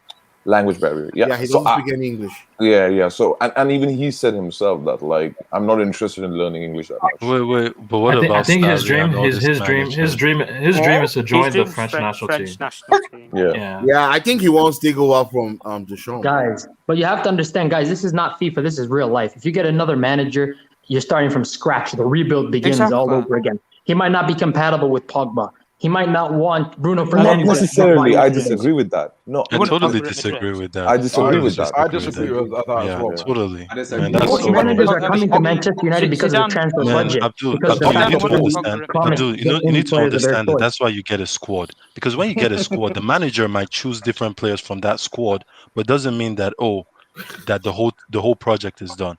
Just like when Tuchel came to Chelsea, he started some other players that weren't starting under Lampard. So something similar might happen at United. Yeah, but it doesn't mean that. You know what? This is true. You know what? Okay, what Abdul Rahman said. This is true in only case of one manager, and that's Pep Guardiola. I don't see any you can fit this thing with any of the other managers. Other managers can take over the team, bro. With Pep Guardiola, he demands only his style of player, man. Yep. Yeah, that's the only problem. But that's only Pep Guardiola. There are many managers. Allegri, Tuchel, Zidane, ton of managers, bro. No, but Muntaha, the thing we're also forgetting is that he could look at United and say, okay, maybe I just need one or two players to complete this. Mm-hmm. So I don't think it has to always be. Maybe he needs a better DM, or he needs a better left back or right back, and he fixes the rest. So honestly, for me, I agree with you, Sam. Totally. Pretty much I agree. But when I see United is a good team. Yeah, the only thing they need some bits and pieces here and there, bro. Striker, DM, right the best back. way that I can put it is if we got the players in and we had Ole Gunnar Solskjaer, in theory, with the players that we have, if we get Varane, we get Sancho, we get Camavinga, we get all these players. Pogba signs a new deal, happy as Larry. If we had brilliant coaches, let me put it like this: Zidane doesn't coach the players at Real Madrid. He doesn't. He's the man manager. Yeah. But he brings in the best coach. No. I don't get this whole Zidane. This is not true. This is not true. This is some fallacy. They try to take this is bullshit. Big bullshit, Montana, man. Yeah. Bro, this is the biggest bullshit I hear, bro. Because bro, you know why? In 18-19, we finished third in La Liga, 19 points behind. Zidane drilled defensively us, tactically us, and you know what? Immediately in that season, next season, we won the La Liga. Thing, though, he had elite coaches. He had elite coaches on his What do you mean by staff. elite coaches? You know what's funny is actually when Zidane joined second time, he fired 3 coaches from our team. You know the thing with this whole Zidane can't coach? It's more like a choir thing. I hear a lot of people say it, and it's like everyone follows the choir. Oh, it's a trendy thing to say. Oh, Zidane can't coach. He's more of a man manager. Zidane is a good coach. He brings his qualities from his playing days. When I know Zidane, that's not true. That's a bullshit. Zidane is very good because you know why? I remember the second leg Chelsea played Real Madrid this last. He changed things. He saw things that were not working. He switched it around. He switched it around many times. And I could see his impact in that team. Like I could see him changing systems. Exactly. And people say he doesn't have impact and all that. Just that Tuchel was also seeing all the movements he was doing, and he was countering it too. At the end of the game, Zidane walked up to Tuchel and gave him a good handshake. Like, hey, this guy, you're good. Because Zidane is a very good coach. He's a good coach. Yeah, people Montana, look at what you guys did against Atlanta, even. Yep. Like all those kind of little things that you switch the system. People are like he's Oli. People are like he's Oli. He's better than Oli. You know what? Zidane went left, right? Real Madrid, right? This went. 2 months ago when he left. You know what he said in his letter, an official letter. He said that people are unnecessarily criticizing my coaching skills. Exactly. And he said in that letter, my coaching skills It's ridiculous. And they have to understand that seasons of a season, what this Real Madrid achieved, there's no Spanish team could do that, bro. Yep. And let's be honest, under Rafa Benitez, right? Rafa Benitez in 2015, he fucked us, bro. Bro, Rafa Benitez had the greatest Champions League side ever, bro, and he couldn't able to do anything, shit, bro. Bro, I know, but Muta hates him, man. No, that bastard is fraud, man. That bastard is fraud, man.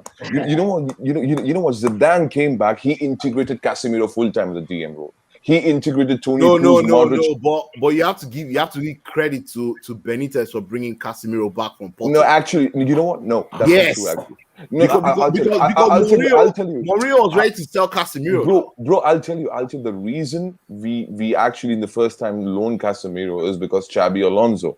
What happened in 14-15 season? Toni Kroos was playing DM role in 14-15 season, right? What happened? Like a season prior to this guy, man, Benitez, right?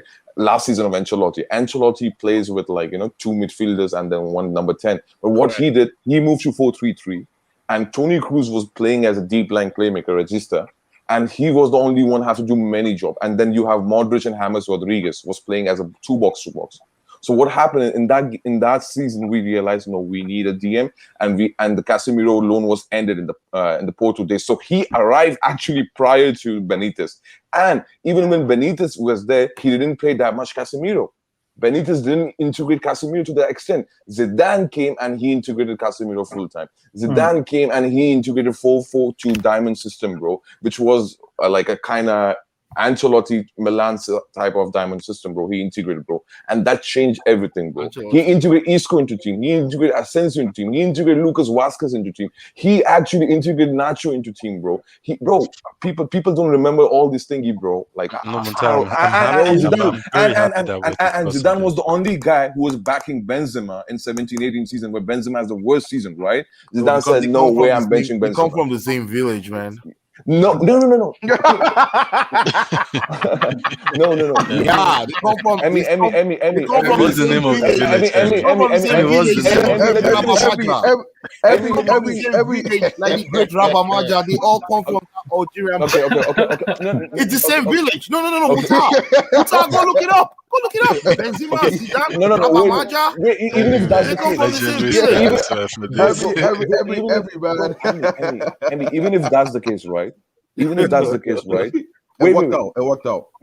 Okay. Even if that's the case, right? Look, we sold Morata to you. What happened? Morata coming up from the bench, scoring 22 Gs for us, right?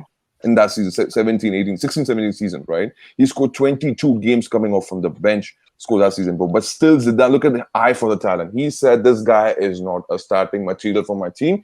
And he spoke with Morata one-on-one. What he said to Morata is simple. He said that I cannot guarantee you starting position for 17-18 season. I mean, next season. I cannot guarantee. What Morata said is, I want maximum game as a striker to start the game. He said, no way.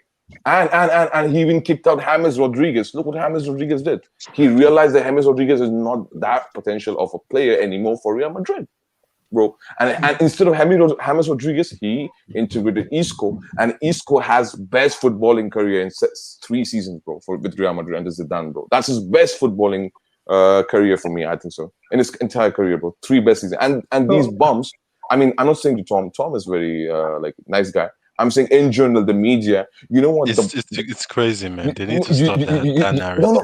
You know what? There's one British pundit. I forgot her name. Reddy. She's on the Premier League show. I forgot her name. She's so clueless individual I've seen. And she said, "Oh, look at what Gareth Bale did. Zidane did with Gareth Bale and all those thingy." Gareth Bale was never been good player for Zidane's system in the 4-4-2 diamond, where we need technical players to overload the midfield. Gareth Bale couldn't able to play the central role like Ronaldo and Benzema in 17-18 season. That's why he benched him. He benched him big time. And that's why people are criticizing Zidane. Look what Gareth Bale did. Where's Gareth Bale? Wait, what Gareth Bale did, right? Please tell me what the fuck Gareth Bale did last season, bro, other than scoring 13, 14 goals, right? That's it? Andy said, are you talking about Melissa Reddy? Melissa Reddy, thank you. I'm talking about that punted. Anish, unmute yourself, unmute yourself. Gareth Bale scored a great goal in the CL final. No, I gave him respect. Zidane No, we gave him respect. Ultimately, we were winning the game. We would have won the game. Yeah. With Gareth Bale or without Gareth Bale, we would have won the game. So, from my point, I gave respect Gareth Bale. My point is, look how Gareth Bale treated Spurs. He said, "I am using Spurs as just preparation for my Euros." Where's the English media now? Please, I mean, English media should come forward and defend Spurs. Man, they won't talk. They won't talk, man. Yeah. No, but this whole Zidane stuff, I've never seen someone win so many trophies and people still question their coaching ability. I don't just get it. This guy, even this last time, even the Spanish reporters were passionate. But guys, I don't get it. But Zidane eventually, Zidane still should have that. You do the same thing with Josep Guardiola, and you say he can't win without Messi. Can Zidane win without CR? He won La Liga. Exactly. Even that season they won the La Liga. It was really underrated because let's be real, they had injuries then. Guardiola won Premier Leagues and stuff without Lionel Messi. But those Zidane, can you give him those three back to back without the difference is like Pep. Yeah. Everyone knows Pep is a world class coach. Everyone knows that. Yeah, exactly. With Zidane, it's not fully said. People disrespect him. I know, but come on, those are the casuals. Those are the casuals. Those are the casuals. That's because of the standard anyway. That's because of the standard anyway.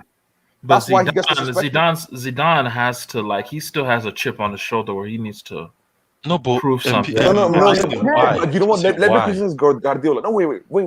Let me respond to my brother Abdurrahman.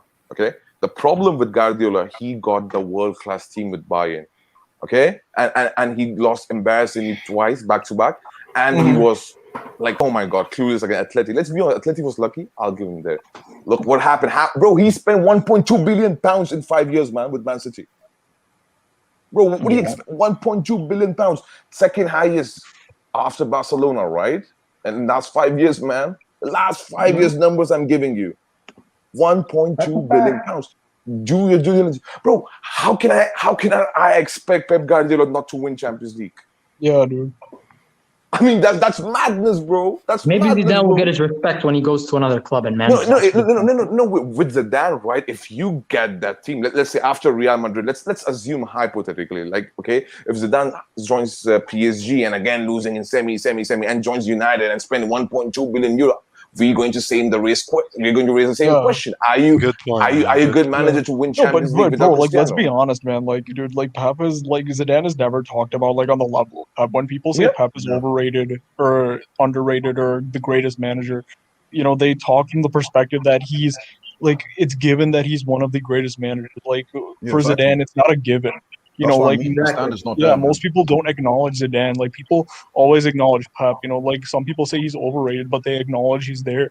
People don't usually acknowledge. How many Champions League does Pep have even? Fewer than Zidane, ultimately. Yes, and the disrespect on Zidane. I'm really happy we're talking about this because I hear this every time on this stream. Even a lot of clueless people be talking bad about that guy, and it's You know why, Sam? None of these guys watch Real Madrid weekly basis, bro. They just only watch Real Madrid one game or two games in Champions League, bro. I'm telling you, bro. Even Tosin, right? Tosin watches Zidane. You watch Madrid, right? No, but Mutal, let's be real for 1 second. Both of them lost to Tuchel, but who actually did better against Tuchel? Zidane or Pep? I think Zidane still did better. It was easy, but even it was Zidane. It was Zidane, to be honest with you, because to be fair, they both didn't look great, but I'd say Zidane had more. This guy lost 3 times to Chelsea. Yeah, exactly. He had 3 chances. Zidane had twice and he drew 1 and lost. Yeah, that's true. This guy lost 3 chances. Come on. That's true, man. No, my point is, my point is right with Pep Guardiola, right? Let me talk about this guy, man. When I saw that Champions League final, don't let me come to Pep Guardiola. No, wait. Abdullahi, let me talk, bro. The first place Zidane is not as good as manager as Pep Guardiola. That's number one. So that's fact, okay? I'm not saying Pep Guardiola is a better manager, way better manager than Zidane. That's number one. Number two, right? When I see Pep Guardiola as a manager, let's be honest, that's Chelsea, right? People have some skeptics against Chelsea when they beat Madrid, they beat Atleti. People never give Chelsea that much of full respect in the final. Okay, that's number one. Number two, you were heavy favorites. I don't think they were heavy favorites. City don't have any. Let's assume majority. They were, bro. They were. No. Bro, from the odds perspective, not from a football fans, fanatics like us. We know that was even football fans, dude. Like, look at what Jalen and Christ were saying, dude. Like since January, like they were saying Man City. They were saying Man City, dude. They were saying Man City was better than Bayern. They were saying Man City was better than Bayern from January. No, and one more thing I wanted to talk about that. And I was defending Pep Guardiola. I said he would be the greatest manager of all time if he won, right? Wait. I said Pep Guardiola cannot repeat the mistake third time, bro. He was experimenting against first game against Chelsea, second game against Chelsea in the leagues. Like I remember that he was experimenting how to beat Thomas Tuchel. So what I see is that there will be certain plan to stop Chelsea's counter-attack, to nullify Chelsea's counter-attack. Let's say that, right? And score early goal, something like that, to cause chaos for Chelsea to come out of the box, I mean, to be more attacking rather than more passive, But what happened? This guy came with disaster class, the suicide recipe, man. Bro, and you're telling me, we should give him excuse of overthinking? No, in my opinion, Tuchel is better tactician than this bum. No, that's reality. That's facts. Bro, have some respect, man. What do you mean? No. It's tactics is different from coaching, dude. Yeah, exactly. Bro, overall, as a manager, yes, I'll say Pep Guardiola is a better manager than Tuchel. But what I'm saying, tactically, Tuchel outclassed every world-class manager last season. He outclassed Simeone, he outclassed Zidane, he outclassed Pep Guardiola multiple occasions. He almost outclassed Ole. I mean, Ole is not preach on it. He outclassed Klopp. Thank you. So Thomas Tuchel, how dangerous this guy could be in the final. Come on, bro. You play without DM. You play Gundogan, who played DM role like I can't remember. I have another question for you though about this whole Pep stuff. Respect. Hitchage said something, and I normally don't agree with Hitchage, but on this scenario, I kind of do a little bit. Which was, do you think he wanted all the glory? In a way, that's why he made that change. So if they won, it would be like, you mean winning the style? You mean winning the style? Yes, right? that everyone would say, it's because of what Pep did. Look at the formation, no DM. Who would have thought this? That would have been the headline of that final if Man City won it. Exactly, thinking outside of the box with the creative solution, and get those extra credit, like the medals, praise and everything, and just be because I think he did that a little bit too. That's a very good theory, actually, bro. Not just for this defeat, but many defeats, actually. Bro, for me, there is no fucking way you starting without DM, bro. There is no fucking way you starting without this game final, bro. 9 out of 10, bro. Pep Guardiola started DM in this final, bro. 9 out of 10, bro. There is no fucking way you're giving me without DM, bro. And we all know Chelsea is most dangerous if you lose the ball. You're gone. You game over. You have you yourself have experience, playing against Chelsea, and you have hours and hours of footage. Yeah, exactly. And hours of footage of Chelsea beating other teams, bro, with the tactic of Thomas Tuchel. Simple as that, bro. I mean, I don't think so, man. This guy is a better tactician than Thomas Tuchel. In my opinion, bro, he's a very good manager, world-class manager. His philosophy, his system is amazing. Okay. Look at what he's not. Honestly, with Matahad, what you're saying, I think Pep, honestly, on a tactical level, I haven't been impressed with him since that Atleti tie with Bayern. I think since that time, he's been like, what's it called? Like he's been getting worse on a tactical level. I agree. And I think honestly, overall, Tuchel is the strongest tactician in Europe at the moment. Like he is the strongest tactician. So, but Tosin, wait, is it true? Because I heard the PSG fans call Thomas Tuchel the laptop manager. I don't know if that's true or not. Look, because they said it's at his stance. He's the one doing all this. Look, man, I'm not the biggest Tuchel fan, but I think the one thing that you can't reproach him for is like when big games arrive. Most times, more often than not, he has a tactical setup. He has a plan. He has a game plan. And he's very dynamic. Okay, before, for example, when he was at Mainz, he was seen as this, defensive manager. Then he goes to Dortmund. They're playing juego de posición, they're playing positional football. It's beautiful to watch with Gundogan and Mkhitaryan had an incredible season. That's what made me mad about. Aubameyang beating Lewandowski to the that was scorer. Aubameyang's greatest Marco season. Like and exactly, Ousmane Dembele. Yeah, and then the following season, when he loses Gundogan, he brings in Dembele, and they score the most goals in the history of like Champions League group stages. Yep, like they did. They scored a shit ton of goals. Like it was crazy. Even drew against us. Yeah, and then he comes to PSG and he tries to implement more of like a counter pressing setup and using Marquinhos as the second coming of Franz Beckenbauer. So, like that's what he's done, man. That's what Tuchel's done. And like, he got you to a final, Tosin. You can't forget. And he got us to a final. Agenda. You are mad. You are crazy, man. No, but let's be honest. No, wait. I want to talk about that final, though. Wait. I want to talk about that PSG final. To be honest, when I was watching reviews of the final, right, somebody's like predicting 3-0. I mean, Hatred Stream is there, bro, for reference, right? Somebody's predicting 4-0, 4-1, 4-2, 5-1, 5-2. Bro, okay? And at that time, let's be honest, Tuchel actually exploited them. The only problem, I believe, is on Neymar and Mbappe. Yeah, Mbappe could have finished. Yeah, they let them down. No, the superstars fucked up that game. It is what it is.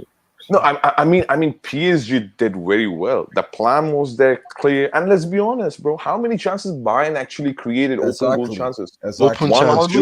Maybe I don't remember. I think like 2. It was only when Lewandowski hit the post, if I remember correctly. But that was not a chance. That was like a half chance. It was a half chance. Yeah, it was a half chance. Yeah. So it wasn't a clear 1.5 chance you created in which you score 1 goal. Right, fine, credit. My point still stands.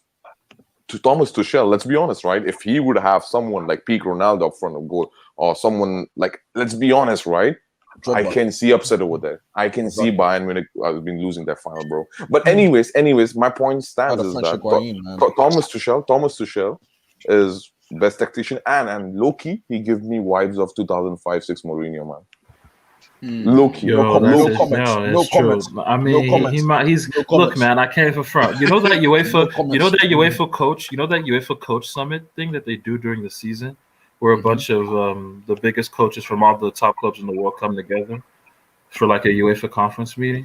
Tuchel and Mourinho were talking and Allegri were talking a shit ton. So I was like, damn. Tuchel's like, he's actually like morphed into this defensive type manager now. No comment from me. Man, I don't want to talk too much, man. Yeah, no comment, man. No comment, man. You guys talk what you want, but we have many games. Talk about Pep, no. We have many games of Thomas Tuchel. Let's be honest, right? Which season? It was Liverpool winning Champions League season where they faced PSG in the group stage, right? That was a masterclass. Yeah, bro, he outclassed 2 games to Klopp, man. Let's be honest. Honestly, that was when the whole PSG fan base was like, "Yo, Tuchel's gonna be our Sir Alex Ferguson and shit." Like dead ass. Yeah, everyone was in love with Tuchel that first season, and then the United tie happened, and it was downhill from there. Man, that tie was, I don't know. But that's the thing about football. It's all just it's luck. Man. Like I remember Tuchel, his first season at Dortmund, right, when they faced Liverpool in the Europa League. They went to Anfield. Dortmund went to Anfield, outclassed Liverpool for 50, 60 minutes. Outclassed them. Outclassed tactically, everything, every phase. But then Liverpool just scored 3-4 goals off of set pieces. Yep. And the game was over. Wow. We were out. That's football, man. And Tuchel, when I remember Tuchel in the post game, and that he's like, "You can't explain anything. Like that's just, I don't know. That must have just been Anfield. That's the power of Anfield. Like shit like that just happens, man. It just happens." So, Tuchel's been on the wrong side of shit, but this recent final, he was on the right side. So I mean, eventually, it's gonna. Thank God, man. Yeah. Another thing, when we talk about Pep, though, all I remember, have you all watched the whole Pep explaining how Chelsea plays? Where he says, they're in the middle and Werner's so wide, and nah, man, that stuff is comedy, though. But yeah, that's when I knew Pep was a crackhead, man. Like I'm telling you, like when I'm saying he can't sleep. I said this when we beat them, and people were saying, "Oh, they rotated their squad, and it wasn't a full-strength City side." I said, like Pep, if you beat Pep, you have his attention. It's as simple as that.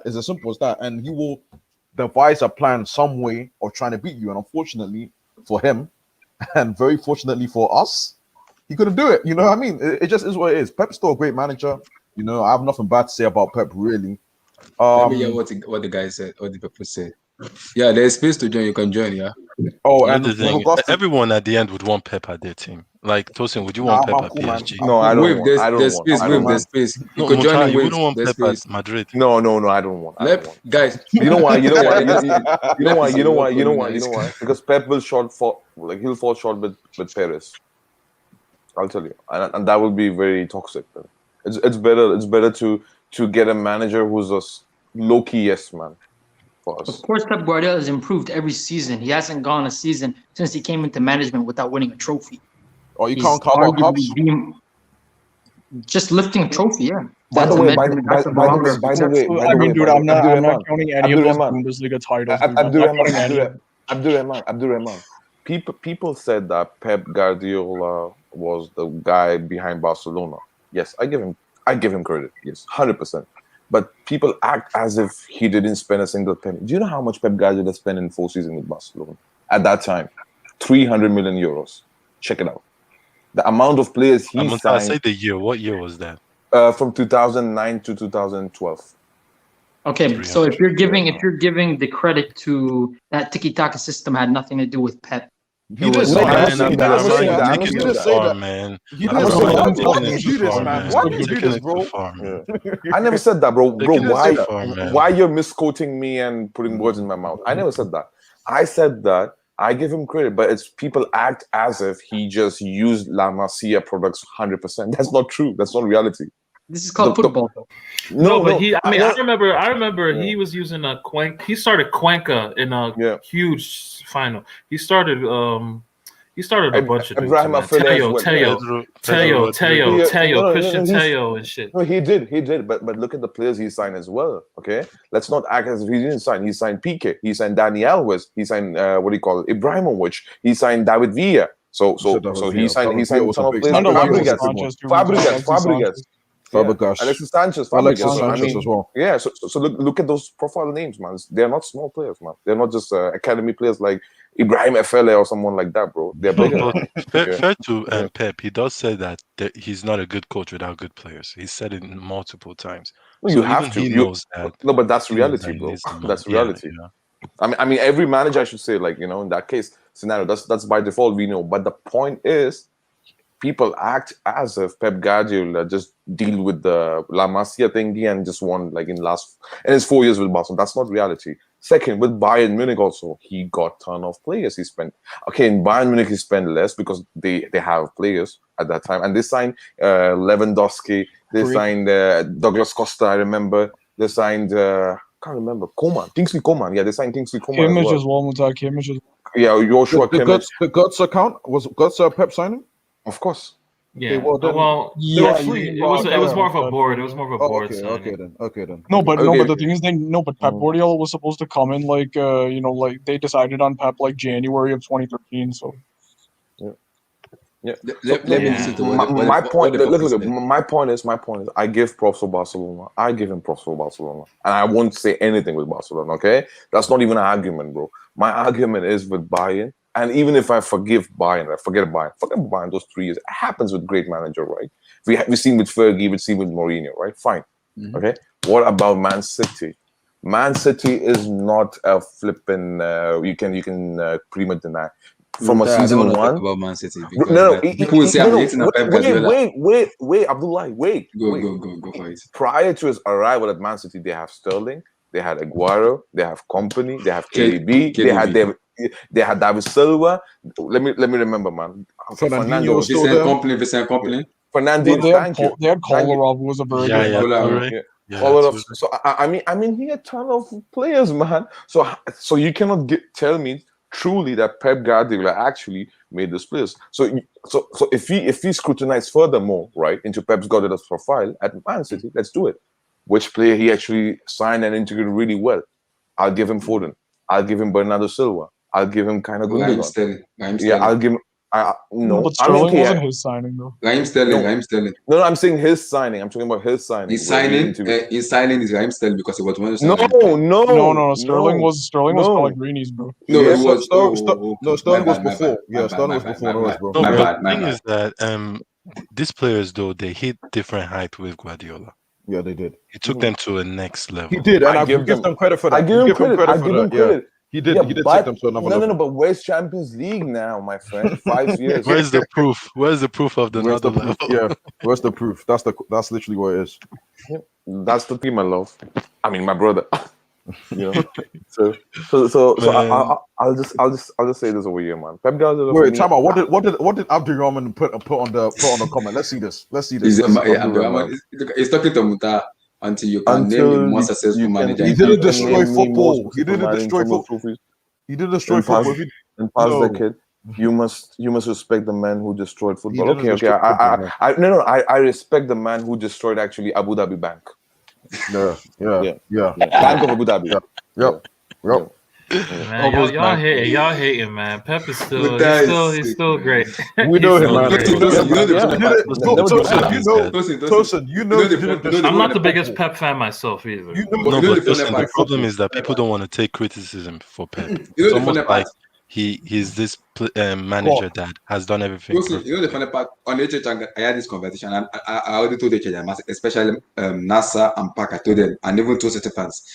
This season, I do not want to have a Pep Guardiola's debacle or debate anymore, because I am getting tired of it. Because every season, over and over and over and over, we have this conversation about Pep Guardiola, and the excuse I get is because he's a world-class manager, he's the GOAT of a manager, so you can neglect his mistake just because he's won so many trophies. Like, no, you can't do that, because if you keep making mistake season after season after season, and we neglect it just because he's a world-class manager, then if any manager like Ole Gunnar Solskjaer or other manager make mistake, we go at that manager just because they don't have an experience of Pep Guardiola and they haven't won trophies, unlike what Pep has won. I don't do that if I watch football. Cool, though, I have to say what Barry said is quite like, who is better than Pep right now as a manager? Yeah, I don't think there is better than him as a manager. Yeah. As a manager, I don't think there is. Like, you have Tuchel now. Manager. Tuchel's more of a coach than manager. No, but I'd still give him credit. But you have to give him credit. If we're talking as a manager, one person who retired, I would have probably said Sir Alex Ferguson could have been. No. I mean, no. We don't want to go to history and all that. I mean, like right now.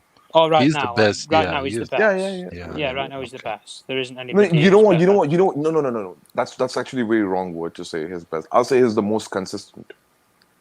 So who do you think is the best Montar then? Tuchel. Tuchel is the best manager in the world. Yeah. Pep Guardiola is most consistent manager in terms of delivering you trophies. Yeah, but that's not equivalent to all of his best, bro. Best means winning the best trophies. Pep Guardiola's won the best trophies, though. Which trophy he won this season compared to Thomas Tuchel? Come on, he won the Premier League. Yeah, he won. Okay, he won Premier League. Yeah, okay. I give him Carabao Cup. Relax, dude. You know what? You know what? Wait. I respect him. No, wait. I'm not taking anything credit away from him. What I'm saying to you, Thomas Tuchel, back-to-back Champions League final, and he won the one. Klopp, I think so. Klopp 1920 was best manager in the world football. Klopp did the same thing, back-to-back finals. Back-to-back, yeah. So I mean, how good is actually the same thing back-to-back final? PSG and Chelsea. Because best is not always equivalent to being most consistent. Because if you use that argument, then it's flawed. I personally think that's a flawed argument. Then. Well, if you want to talk about best managers, sorry, I just gave you the answer. If you want to talk about best managers, then at the period of time with the sort of team that he had, Pochettino was taking Tottenham and punching them well above their weight. Then, if we're talking about it like that. In terms of management, I know he didn't win Pochettino better than Tuchel?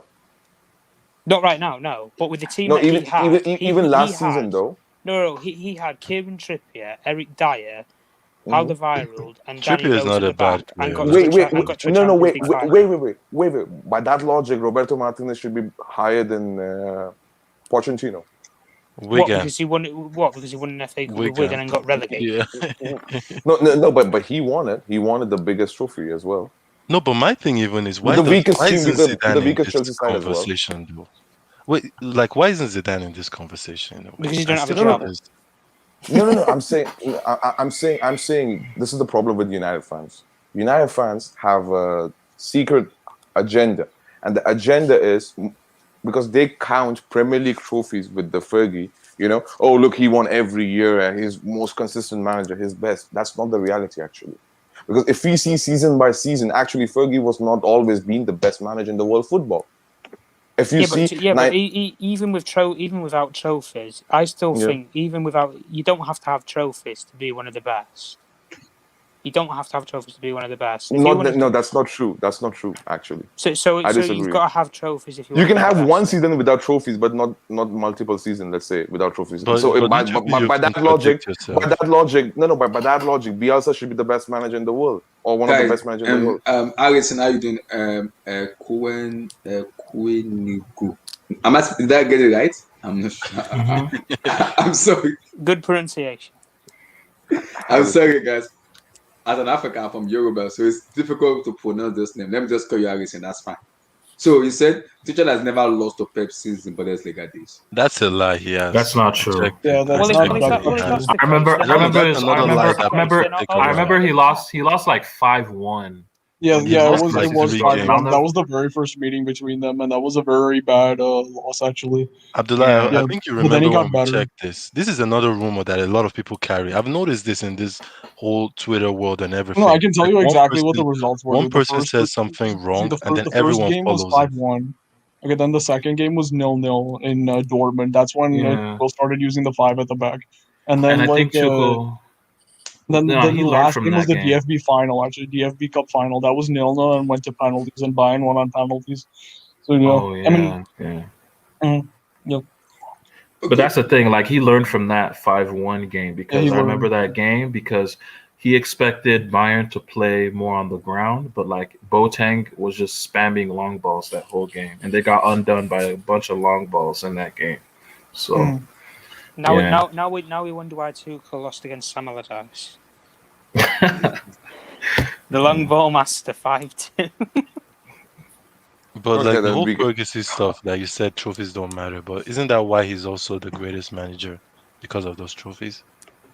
Even if you didn't want to count his trophies, I still think in the era that he had, even without the trophies, with the sort of players that he developed. He took like we take the class of '92 for example. Name me another team that has taken that many youngsters, developed them over the whole career, and then went on and won what they won, or achieved what they did together. You can't think of another team. Barcelona. But Barcelona did that in the more modern era, if you want to call it like that. Then. No, but Barcelona did better than you guys, and more impressive than you guys. Actually, from Rijkaard days. Not even from Rijkaard. What's his name? From Van Gaal. Van Gaal. Thank you. Actually, they integrated them La Masia. Batch of La Masia where PK, Fabregas, and you know what's funny is? I'll tell you this. There was a under-19 tournament in 2018 or something, Champions League tournament, right? And if you watch Paul Scholes, like it was Man United under 18, something like that, and Barcelona. This is the same Barcelona in 2005 or something like that, which they beat in Man United, which have players like Pedro, all these youngsters Barcelona players, So what I see is that, man, Barcelona is the best team when it comes to integrate the youth of all time. I don't think the Man United is even coming close to them, bro. No. In that era. No, all time. I'm saying all time when I compare the youth integration. I agree with you. In that particular period of 1992, all the way through to when these players either left or retired. I respect. Don't get me wrong. I respect Ferguson a lot. Guys,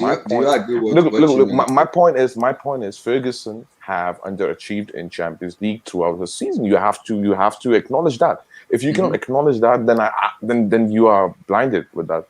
Because I respect Premier League achievements. He won Premier League. I know, like weak period as well and strong period as well. 3 times in a row Premier League as well. 7, 8, 9. Yeah, I give him respect. Even 2013, which I don't count that time Premier League was the highest at the level they weren't, to be honest. But still, I give him the credit. My point is, when I see manager like Fergie, I still believe he massively underperformed in Europe. Well, let me put it like this: if we're putting Pep Guardiola against any manager in the world.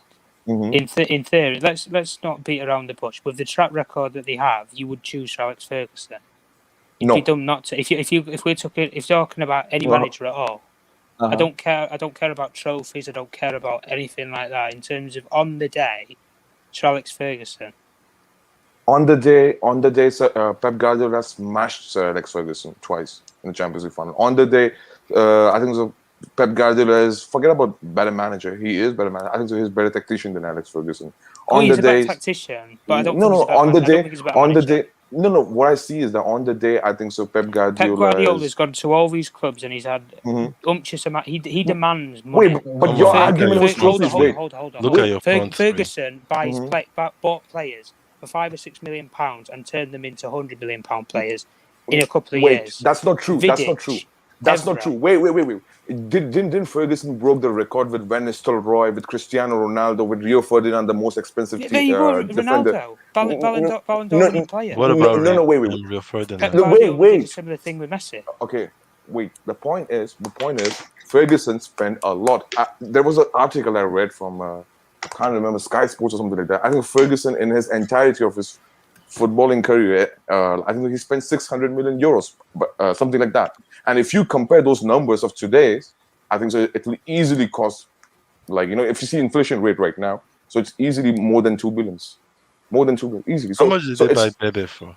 Huh? Bebe. Yeah, they did.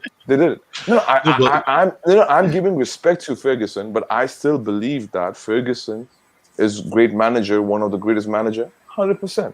With what he had the one thing that I will say is with what he had to work with at the time, in those areas, like he would let's not beat around. He won a league title, and we can say what we want about with the competition in that sort of game. He won a league title with Phil Jones at the back. That at least demands a little bit of respect when you can win a title with him. No, but come on, Fergie called Phil Jones the next Duncan Edwards or something. He was highly rated. Let's not act like he wasn't highly rated. Donald Duck, not Duncan Edwards. No, but my point is, if you want to give Ferguson those Premier League trophies, 100% you give it. Then Pep Guardiola deserves each and every trophy of the league he won as well. I have a question for the panel. Though. Wait. There's some crazy shit's happening. This is a little bit off topic, but some crazy shit's happening right now, guys. Barcelona, their wage bill is 110% of their total income. And in case of exceeding the limit, they can only spend 25% of this income. These savings would not be enough to register Lionel Messi, Memphis Depay, Eric Garcia, Aguero. Oh God, Aguero. Man. Barca in trouble. Man. These niggas is down bad, bro. They down bad. Though, right? That's even worse than Inter Milan, really. Where they're being forced to sell a player. Yeah. Why do they have to keep this Messi guy? Seriously, just sell him and get some cash for him. Why you call this Messi guy? The guy who makes them the most money on the team. Tosin. Like, he makes them the most money. Tosin, I wouldn't be surprised. You know what they'll do? You know what? Officially, they'll say Messi's salary is 10 million euros or like a year. Officially, they'll do that. I don't know, man, because they might do that fucking backdoor thingy, yeah? Yo, Messi, don't worry, we'll pay you 90 mils. Exactly. Bro, that can happen. Did you see that shady transfer with Juventus they made, which was with No, and we have history. We have seen Barcelona with Neymar. Yeah, that was the most shady thing ever. Like Barcelona, man. Mm-hmm. And I remember when they sold Paulinho back to some Chinese club for like 30 million or something. Come on, man. Clear money laundering. Like. Yeah, but I have a question for the panel though. Who is your all-time best front three? Like, and you would give me like first, second, and choose third. Anybody. Yeah, choose anybody. Pele straight down the middle. One. No. I mean that played together. So you could say like the United, Tevez, Rooney, and Ronaldo, or are we Madrid. Talking, do you want to talk now, or do you want to talk like of all time? All time, it doesn't matter where, but they played together in the same team. Oh, let me think. All time. I have the perfect one. Can I go first, please? Man. I don't know. First, I mean, you have whoever's got one. Okay. I'm being a bit biased with you. Emerson is the by default answer by many people, I guess so. But I'll let you a bit different. I'll say Benzema, Ronaldo, Di Maria, up front, 2012. Oh, 2014. Oh, 2012. Okay. Yeah. 2014. Nah, but that was like more of like a front four, right? Because Ozil. Ozil was there as well. Okay. So it means just specifically front three, only front three. No, but I mean, like when I think of a front three, not just one though. I'll say Rivaldo. Not Rivaldo. Yeah. Sorry, Romario. Romario.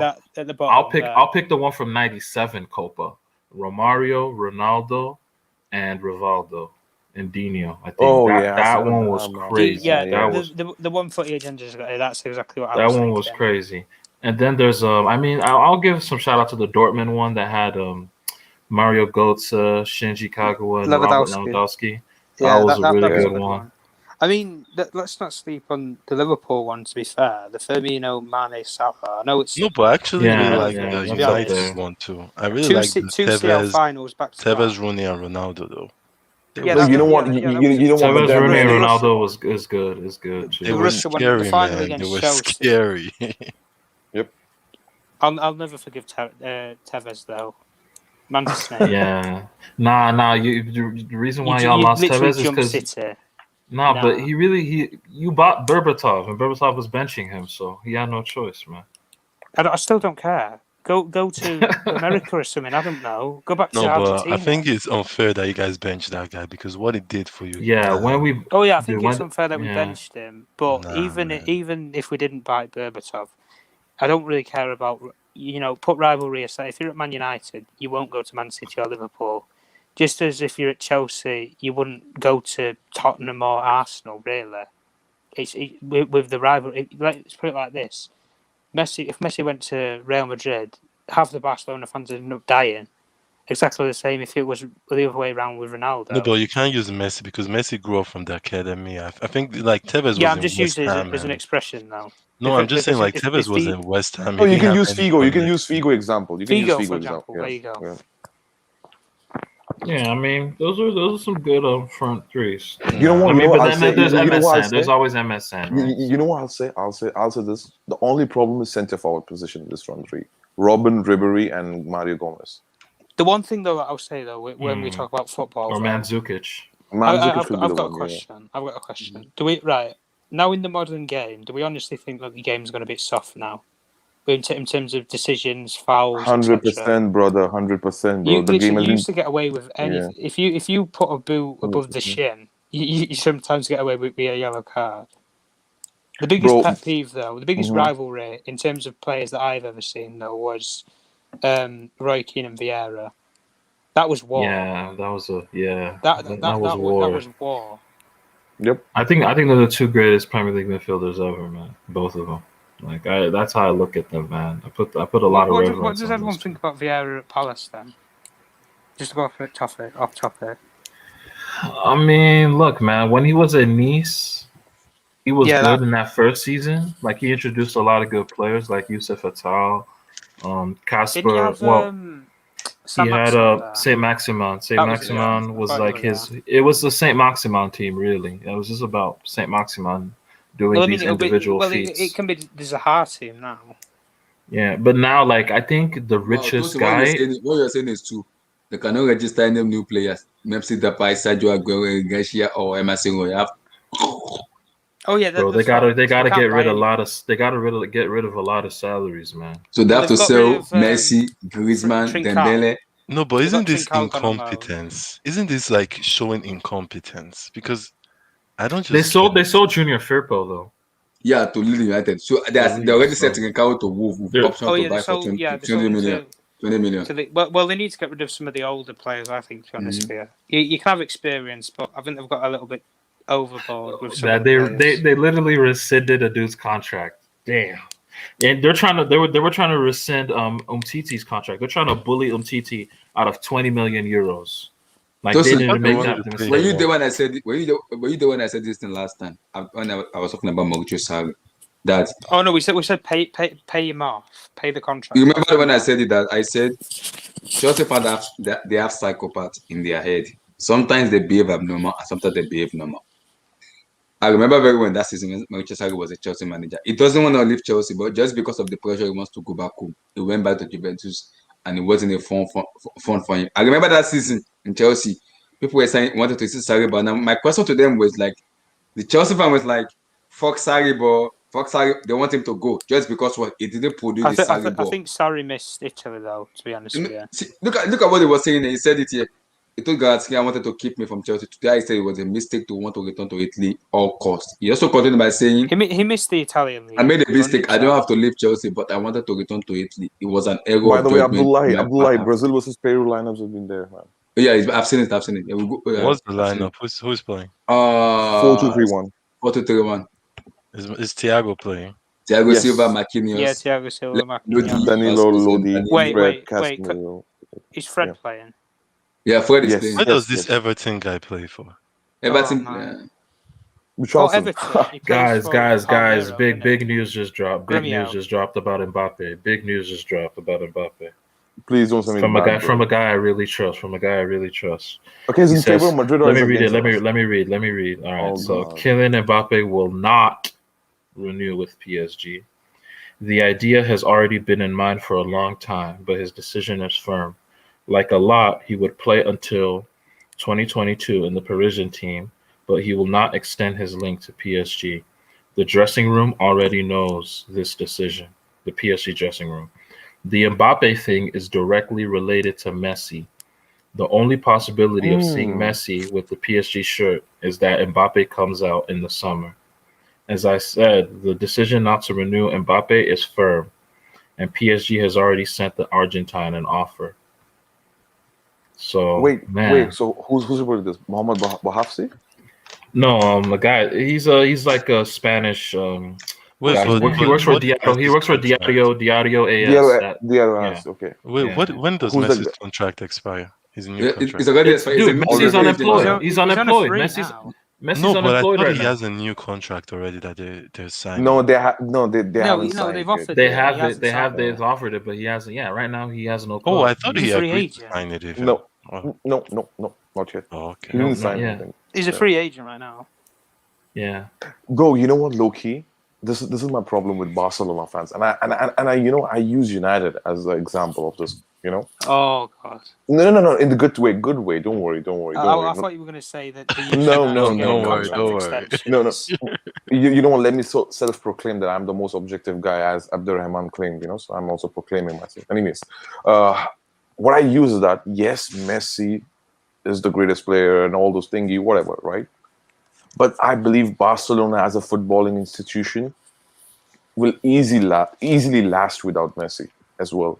They'll survive. Let me put it like this: when I've always talked about with Pogba leaving Man United, he's left Man United before, and Man United will survive. No, but you can compare and if he Pogba. leaves again, he'll survive. And I know but Pogba's nowhere near to the level of Messi. I know I can't compare the players. Yeah. So how many Champions League? No. But I don't use Pogba only for United. I use many stars. Okay, many superstars. Okay, so that's my thingy. If you see United has built the brand and they're intact there, after Ronaldo, as soon as Ferguson left, we went to shit. No, but they're worried not in terms of footballing. They're worried in terms of financially. What they are saying is that financially there will be steep decline, and to be honest, when they're bringing the points, Barcelona with Messi, they will be. They won't get as many shirt sales. Exactly. No, wait, that's happened. But bro, look at us, right? Ronaldo left, Zidane left, Raúl left. Now many Ramos left. Like, come on. I mean, the best way the brand is there. The best way you can put it, the new Barcelona kit has already been released, and you can buy it if you wanted to. You can't get a printed Messi shirt.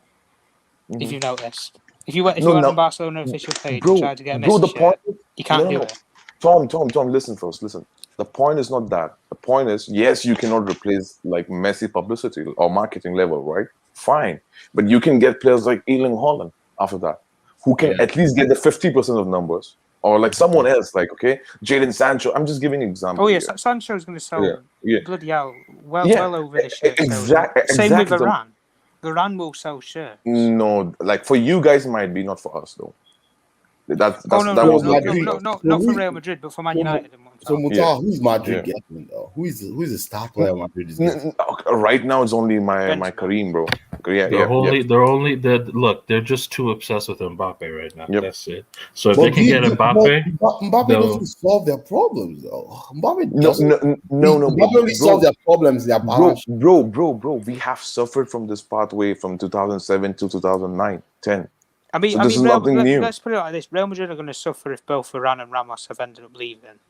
And both of them are leaving, right? So, so they have a hole in the defense. That's what I mean. You've not got one hole; you've got two.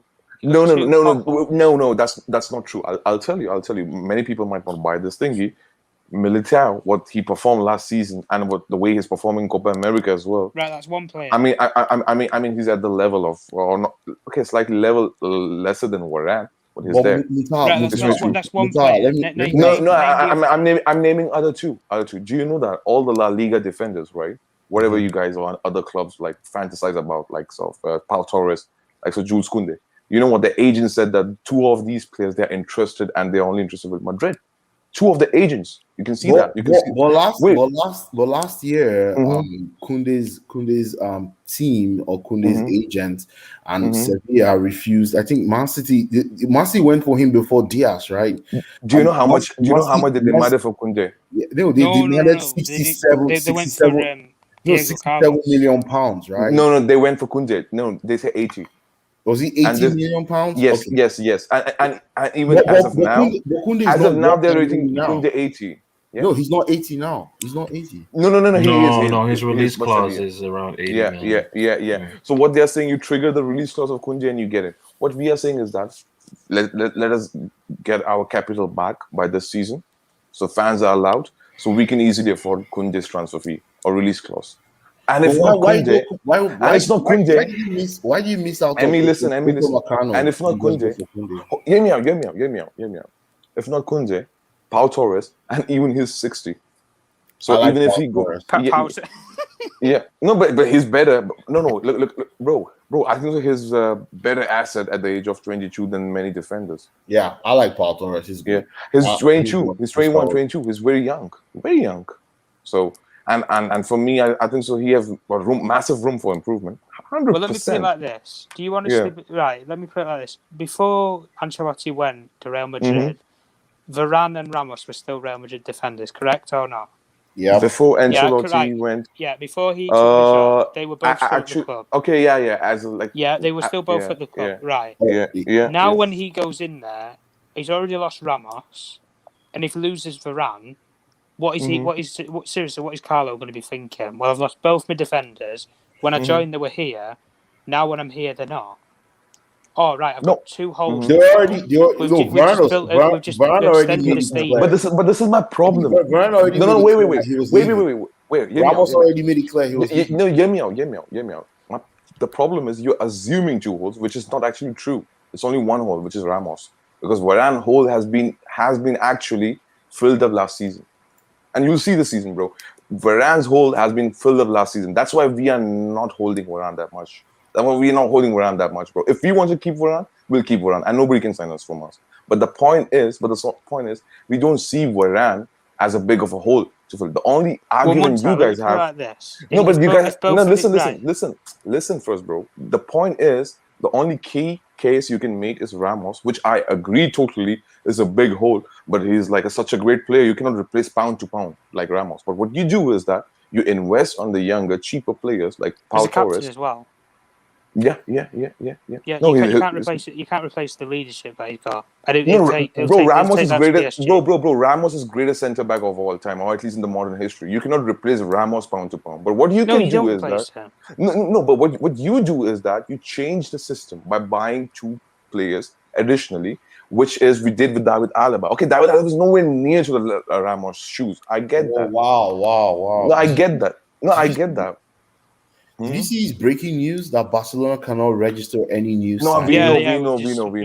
Yeah, we talked about that just recently. It's crazy though, man. Barca are in trouble, bro. They're in trouble. My days. But where are you hearing that? If you see our thingy, it's not that of a difficult for us to fix, bro. People was talking about Marcelo. Who's going to fix Marcelo? For Lamonti. Well, I'll tell you straight. Why do Real Madrid and Barcelona continue to punch above their weights, especially when revenues are not forthcoming? Though? No, you know why? You know why? You know why? I'll tell you. Because we have the highest wages. Like Barcelona is extreme in that case, right? Okay. And what we did is that we used our funds for stadium rebuilding for 750 million euros. Yeah.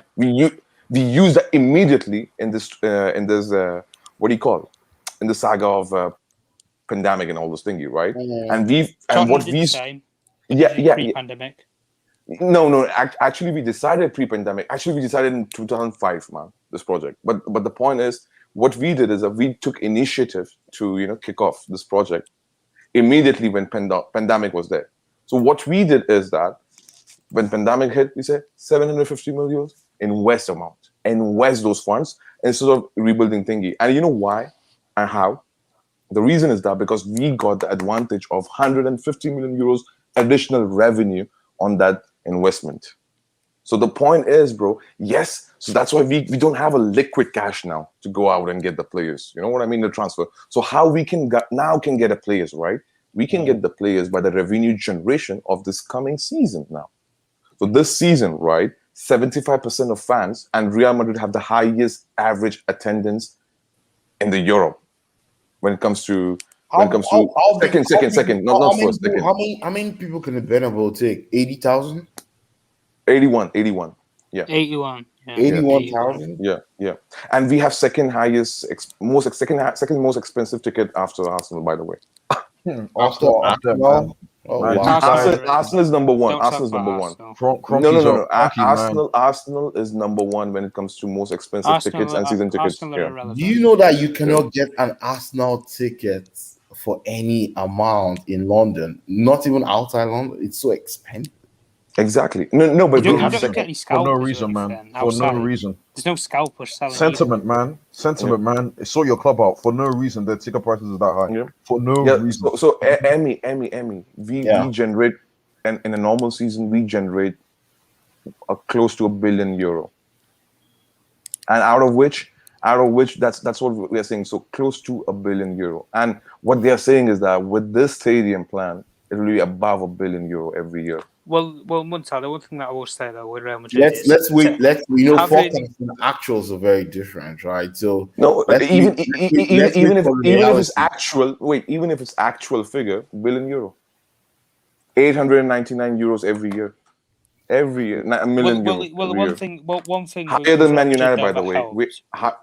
200 more than Man United. Yeah, what did you say? Yeah, well, one thing that helped with Real Madrid though financially was when they had Ronaldo off the wage bill. When 31 million euros a year. Yeah, a year going out of the club, paying ridiculous wages week in, week out.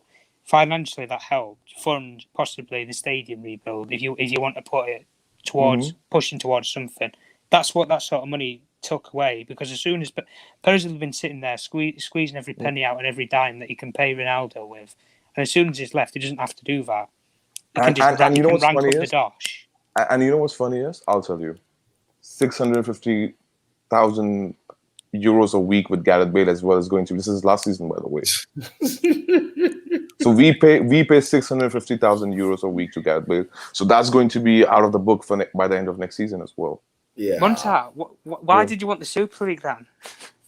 Yes. No. Okay, I'll tell you. The Super League is not about today.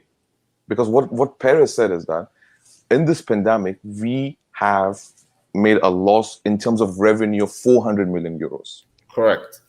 Revenue generation of 400 which can't million be helped because of the pandemic and no. Exactly. No big stadium. No. But listen. The key is because if you see this right, FFP has been fucked up, and this UEFA cannot control. Well, it's gone now anyway. So no. It's gone for temporary basis. But do you know that FFP will be back? It will be back. Yeah. It's been relaxed. It's not. It just relaxed. They didn't take it away totally. True. What he said that Perez's plan is, if you see, he doesn't want the outside billionaires to get into Europe and invest like PSG and Man City, because if you do that, then you have a challenge now for the force. Right? Because PSG and Man City, they are bringing the outside investment of the football. Correct. Which is disaster for clubs like Madrid, Barcelona. It's disaster for Madrid. Barcelona. That's what I'm saying. European clubs, right? No, listen. Perez is holding back though in terms of transfers. After that, with Hazard, where it failed, straight away. Wait. First, let me question. Wait. You cannot bombard me with different questions every time. First, you have to listen. Then, I'll complete the question. Then you bombard me with another question. The point is, he wants a long-term dominance where the cash flow for these clubs, like Madrid, Barcelona, even to some extent Atleti and all these clubs, right? They want the dominance. And you know who said this actually? If you read the Athletic article, Bayern Munich's what is called the CEO Karl-Heinz Rummenigge, he said that Perez knows the threat from a PSG and Man City. So this is the plan actually they created initially. Everybody in the first knows place. that though.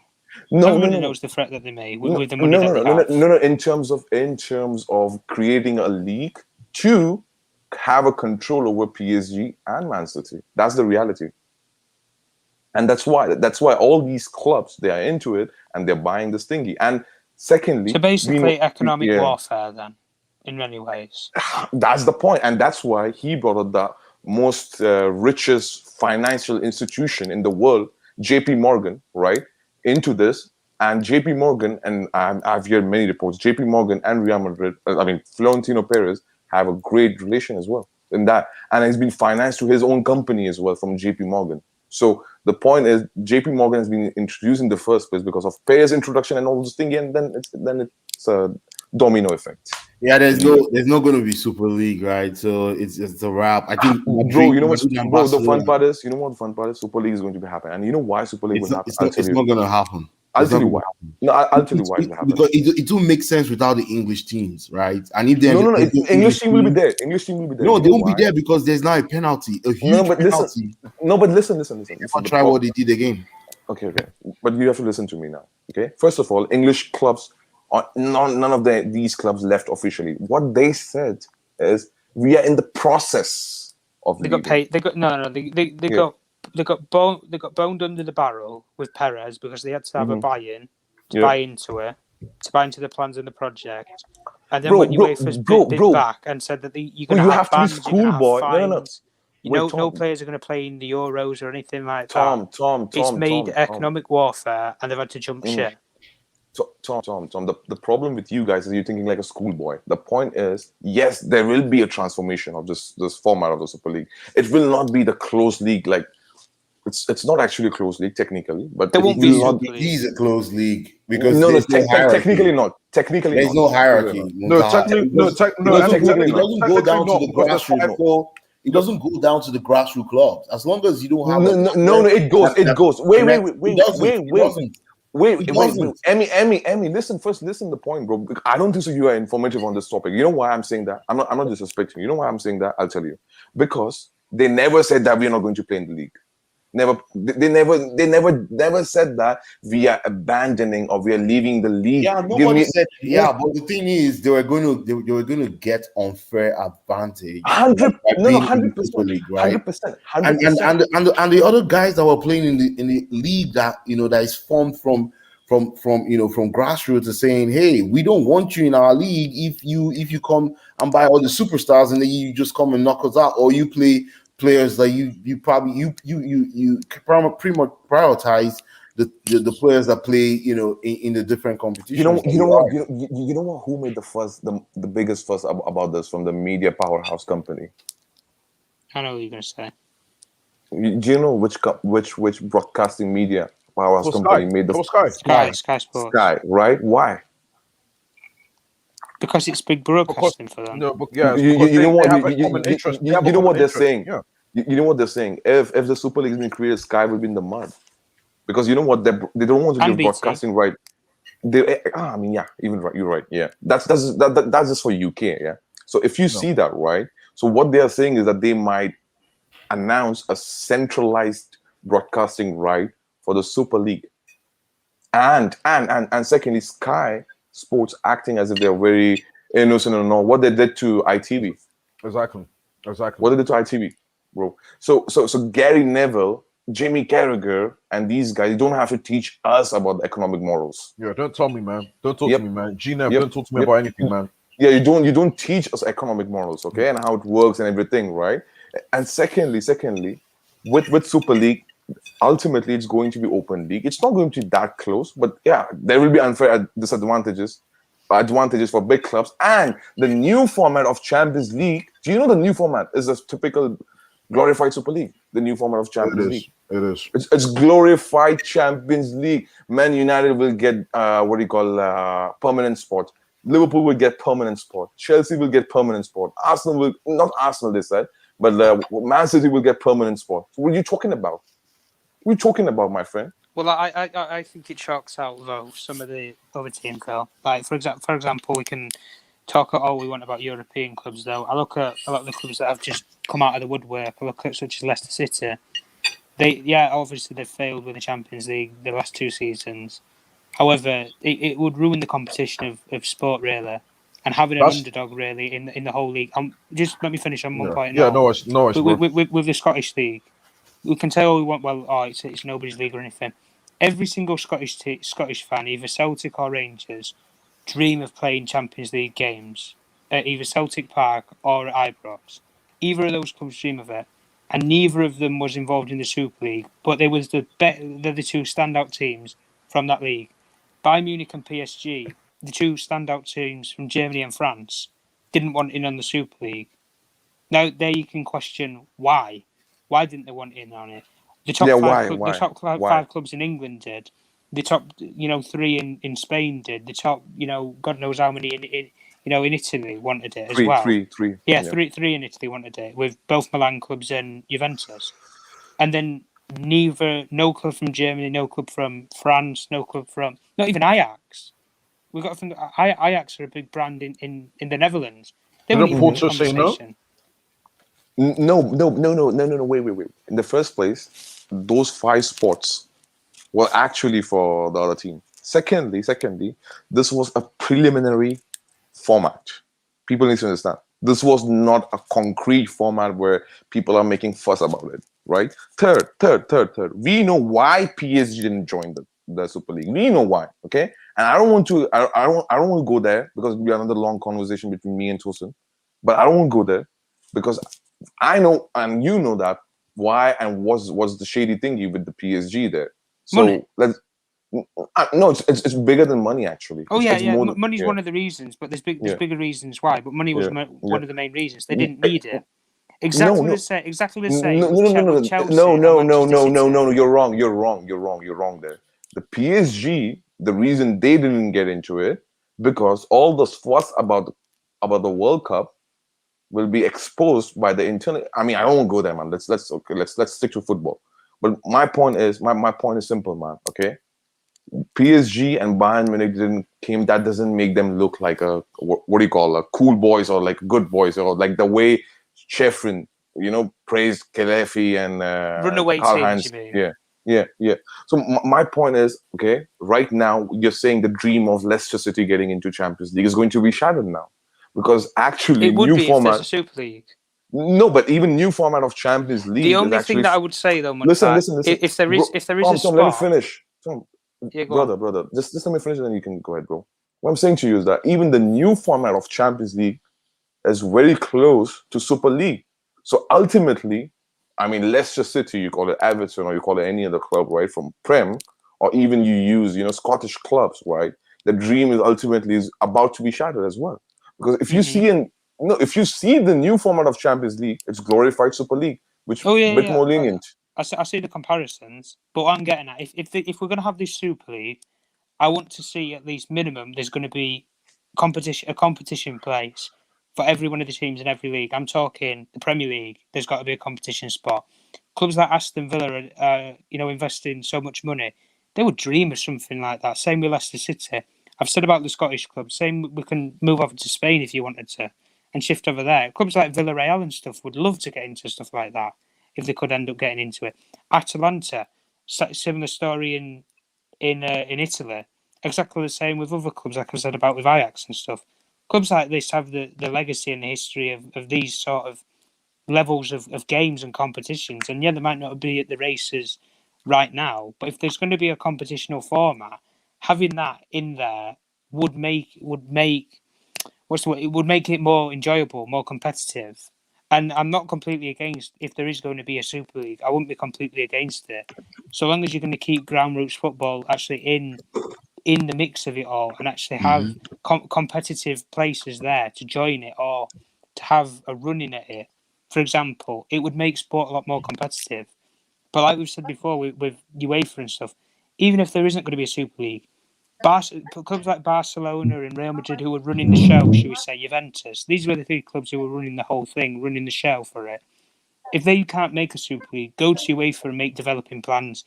for a developed Champions League, like we've done with the Super League, with the new Champions League format, where it's likened to the Super League. Why don't you make plans just so that you can talk about these things and develop it? I agree to some extent what you just said, okay? But you're missing the key point as well. Who's Tom, you mute me, right? You mute me because you just don't want to. Abdullahi, man, can you mute yourself, bro? Okay. So, but Tom, I understand your point. You make good points as well. But still, UEFA is a fucking middleman. Okay. Oh, UEFA have had the pants pulled. They're not even giving any sort of punishment to the three runners. Exactly. Thank you. That's my point. So no. Juventus, Barcelona, and Real Madrid. Yeah. They are all laughing at the English clubs and the Italian clubs that dropped out, and Atletico Madrid. They are laughing their heads off. They've got away with fines, scot-free. They're still in the competition. No, you know why? Still got the branding rights, the lot. But have you read the technical charter of UEFA? What they said in the technical charter of UEFA, UEFA has nothing to do to stop us of our power of creating another competition.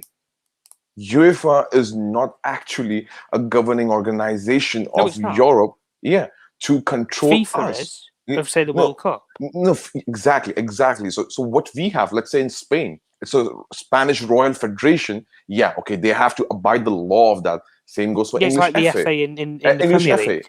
Yep. So UEFA has nothing. UEFA is just a organization which is totally separated from the main body organization, which they created a competition, and these clubs participated in that, right? So the point is, that's why UEFA is helpless, clueless organization, clueless.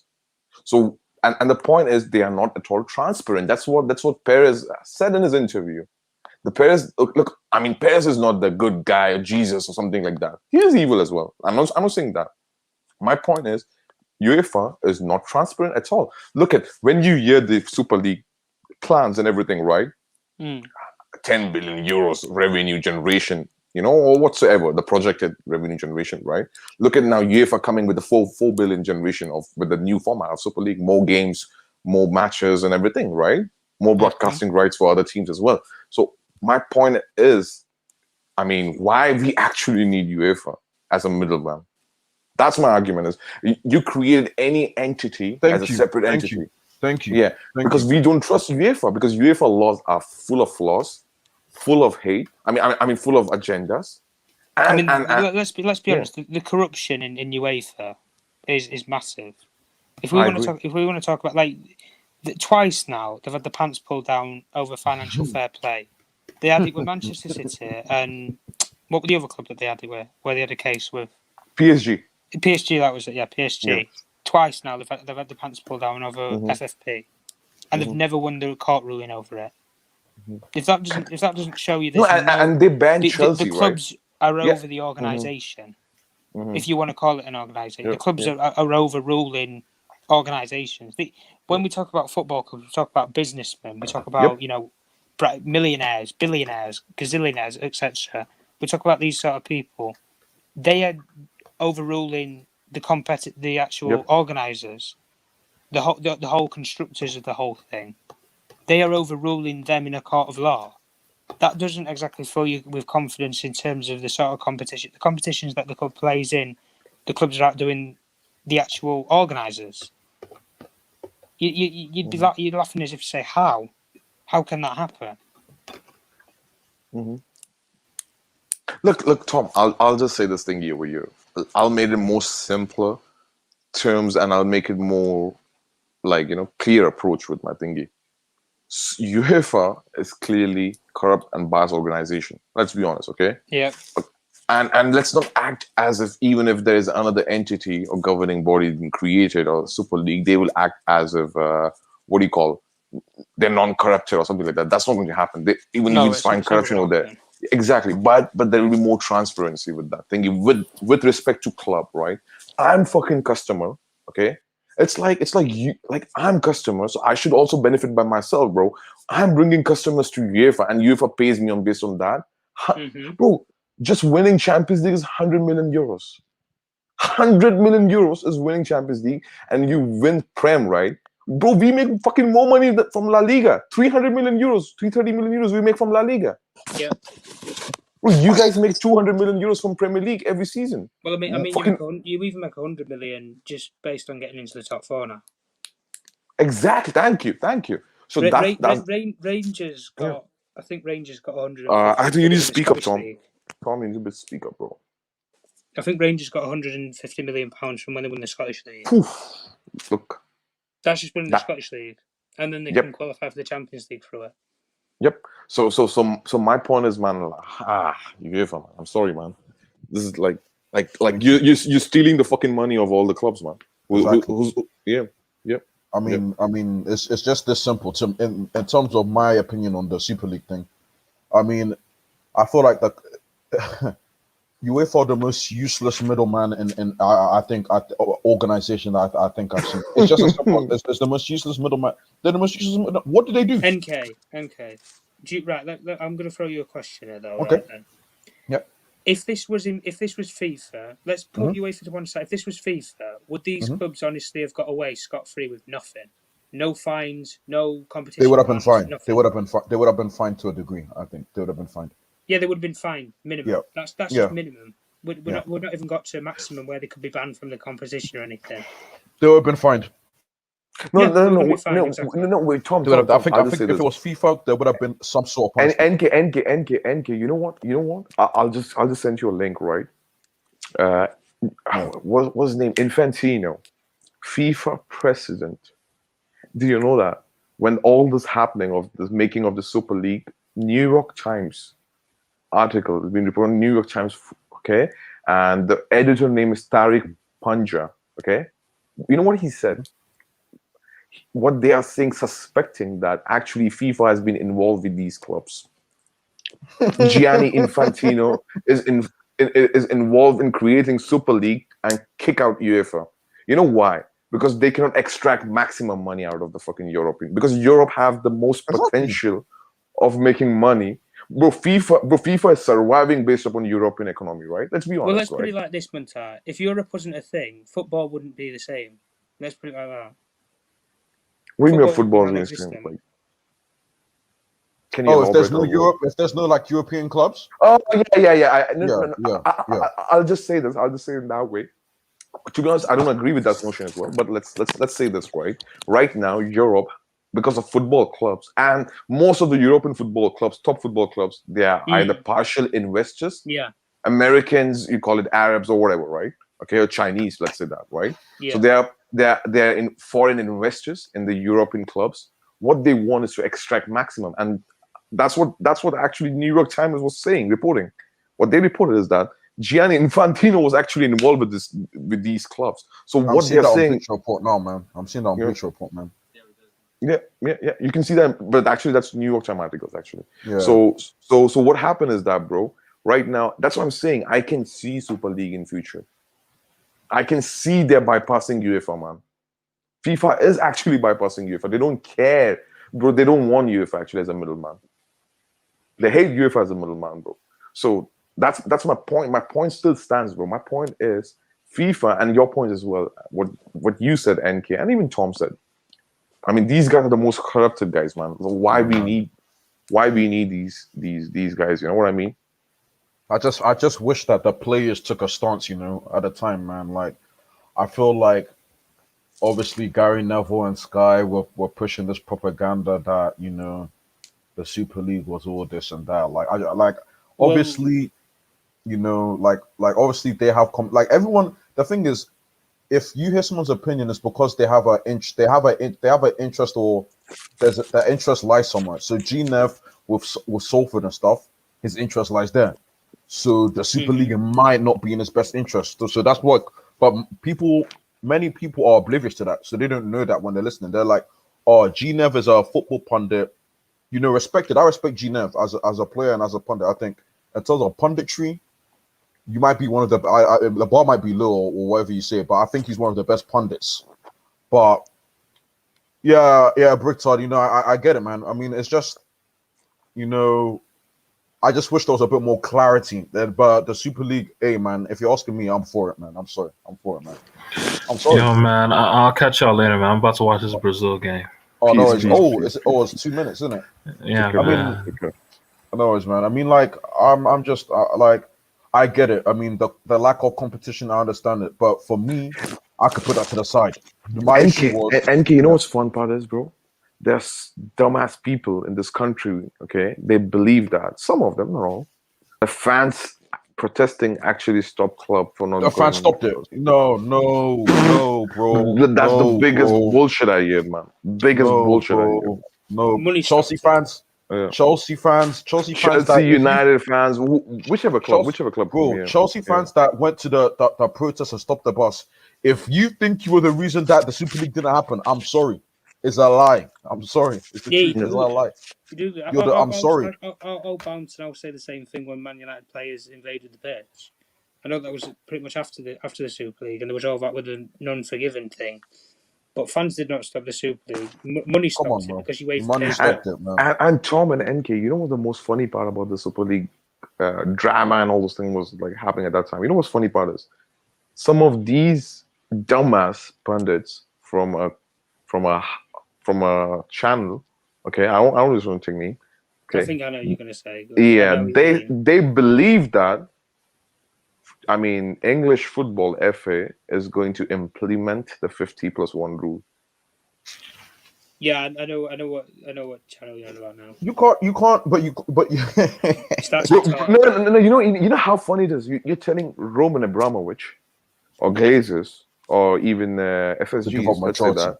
You know what? You know what? Wait, Roman. You have to sell the 51% of your shares to fans. Exactly. Roman will laugh at them.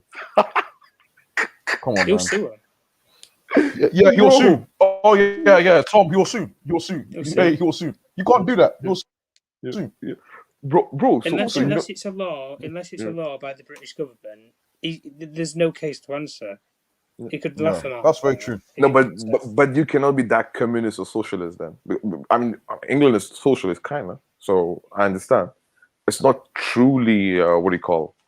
It's like a privatization sector, but football is actually privatized sector in England. Privatized. It's privatized. So you can't do that. Government, you can't do that.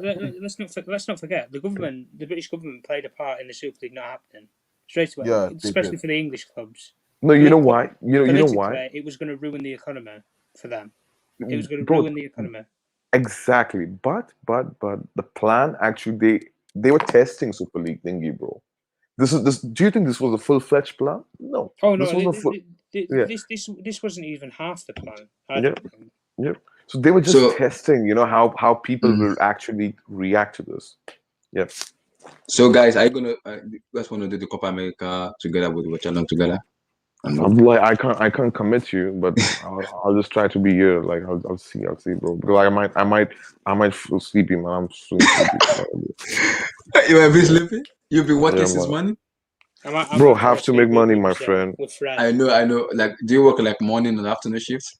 No, I work like a morning to afternoon, evening. I should say. Yeah. Like evening. Oh, so you need some a little bit of It's sleep. like for me, it's like 7 to 5. 7 to 5. That's not bad. That's not bad. And actually, like my company is right now, like it's on the outskirts of London. So what I mean. So I have to travel a lot these days. Oh. Yeah. It was very good, like London's my really previous. with the traffic as well. Though. That's with the traffic and everything. Traffic's terrible. No, that's true. Though. With the traffic and everything, that's true. You know what? These days I'm not even using like my own vehicle, man. I'm using public transport, man. Oh, you don't drive? Oh, you don't take a drive? Oh, you don't take a train or metro? Yeah. I use overground. Yeah. Don't you? Don't you use Uber and everything? No, bro. For me, it's like my workplace is very close to the stations and everything, so it's very commutable for me to to use public transport. I get you. Oh, bro, if you live in London, bro, you should not drive, man. You should use tube, man. I live in Chicago. If the underground weren't a thing, London would be terrible with the traffic. I live in Chicago, so it's understood. It's understood. So, guys, we're gonna be doing the watch along for the Copa America. Make sure you guys join Hey, it. Join wait, it wait, for wait, wait, wait. Abdullah, wait. YSK is here, man. YSK, bro. YSK, what's your Twitter handle, bro? Because I like your He said opinions. it's not on Twitter. He said it's not on Twitter. Are you sure? Yeah, he said I've asked him several times. He said it. Ooh, because I want to YSK. I want to talk to YSK, bro. YSK Yeah, he said it's not always on. I don't know why he joined. He said it's not always on Twitter. So, guys, I'm gonna send the link out here for the watch along for the Brazil versus Peru, the Copa America. Make sure you join. Let me send it here now. Okay. So you guys join. This is the new link for the watch along, guys. Join, guys. Join. Peace, everybody. Nice convo, guys. Nice convo. Join but why are you ending the stream, though? You can continue. I want us to join the second one. Oh, okay. Yeah, so we're gonna end this. Join the second one. Yeah. All right. Take care, boys. So we can have a lot of conversation by then. It's easier. Perfect.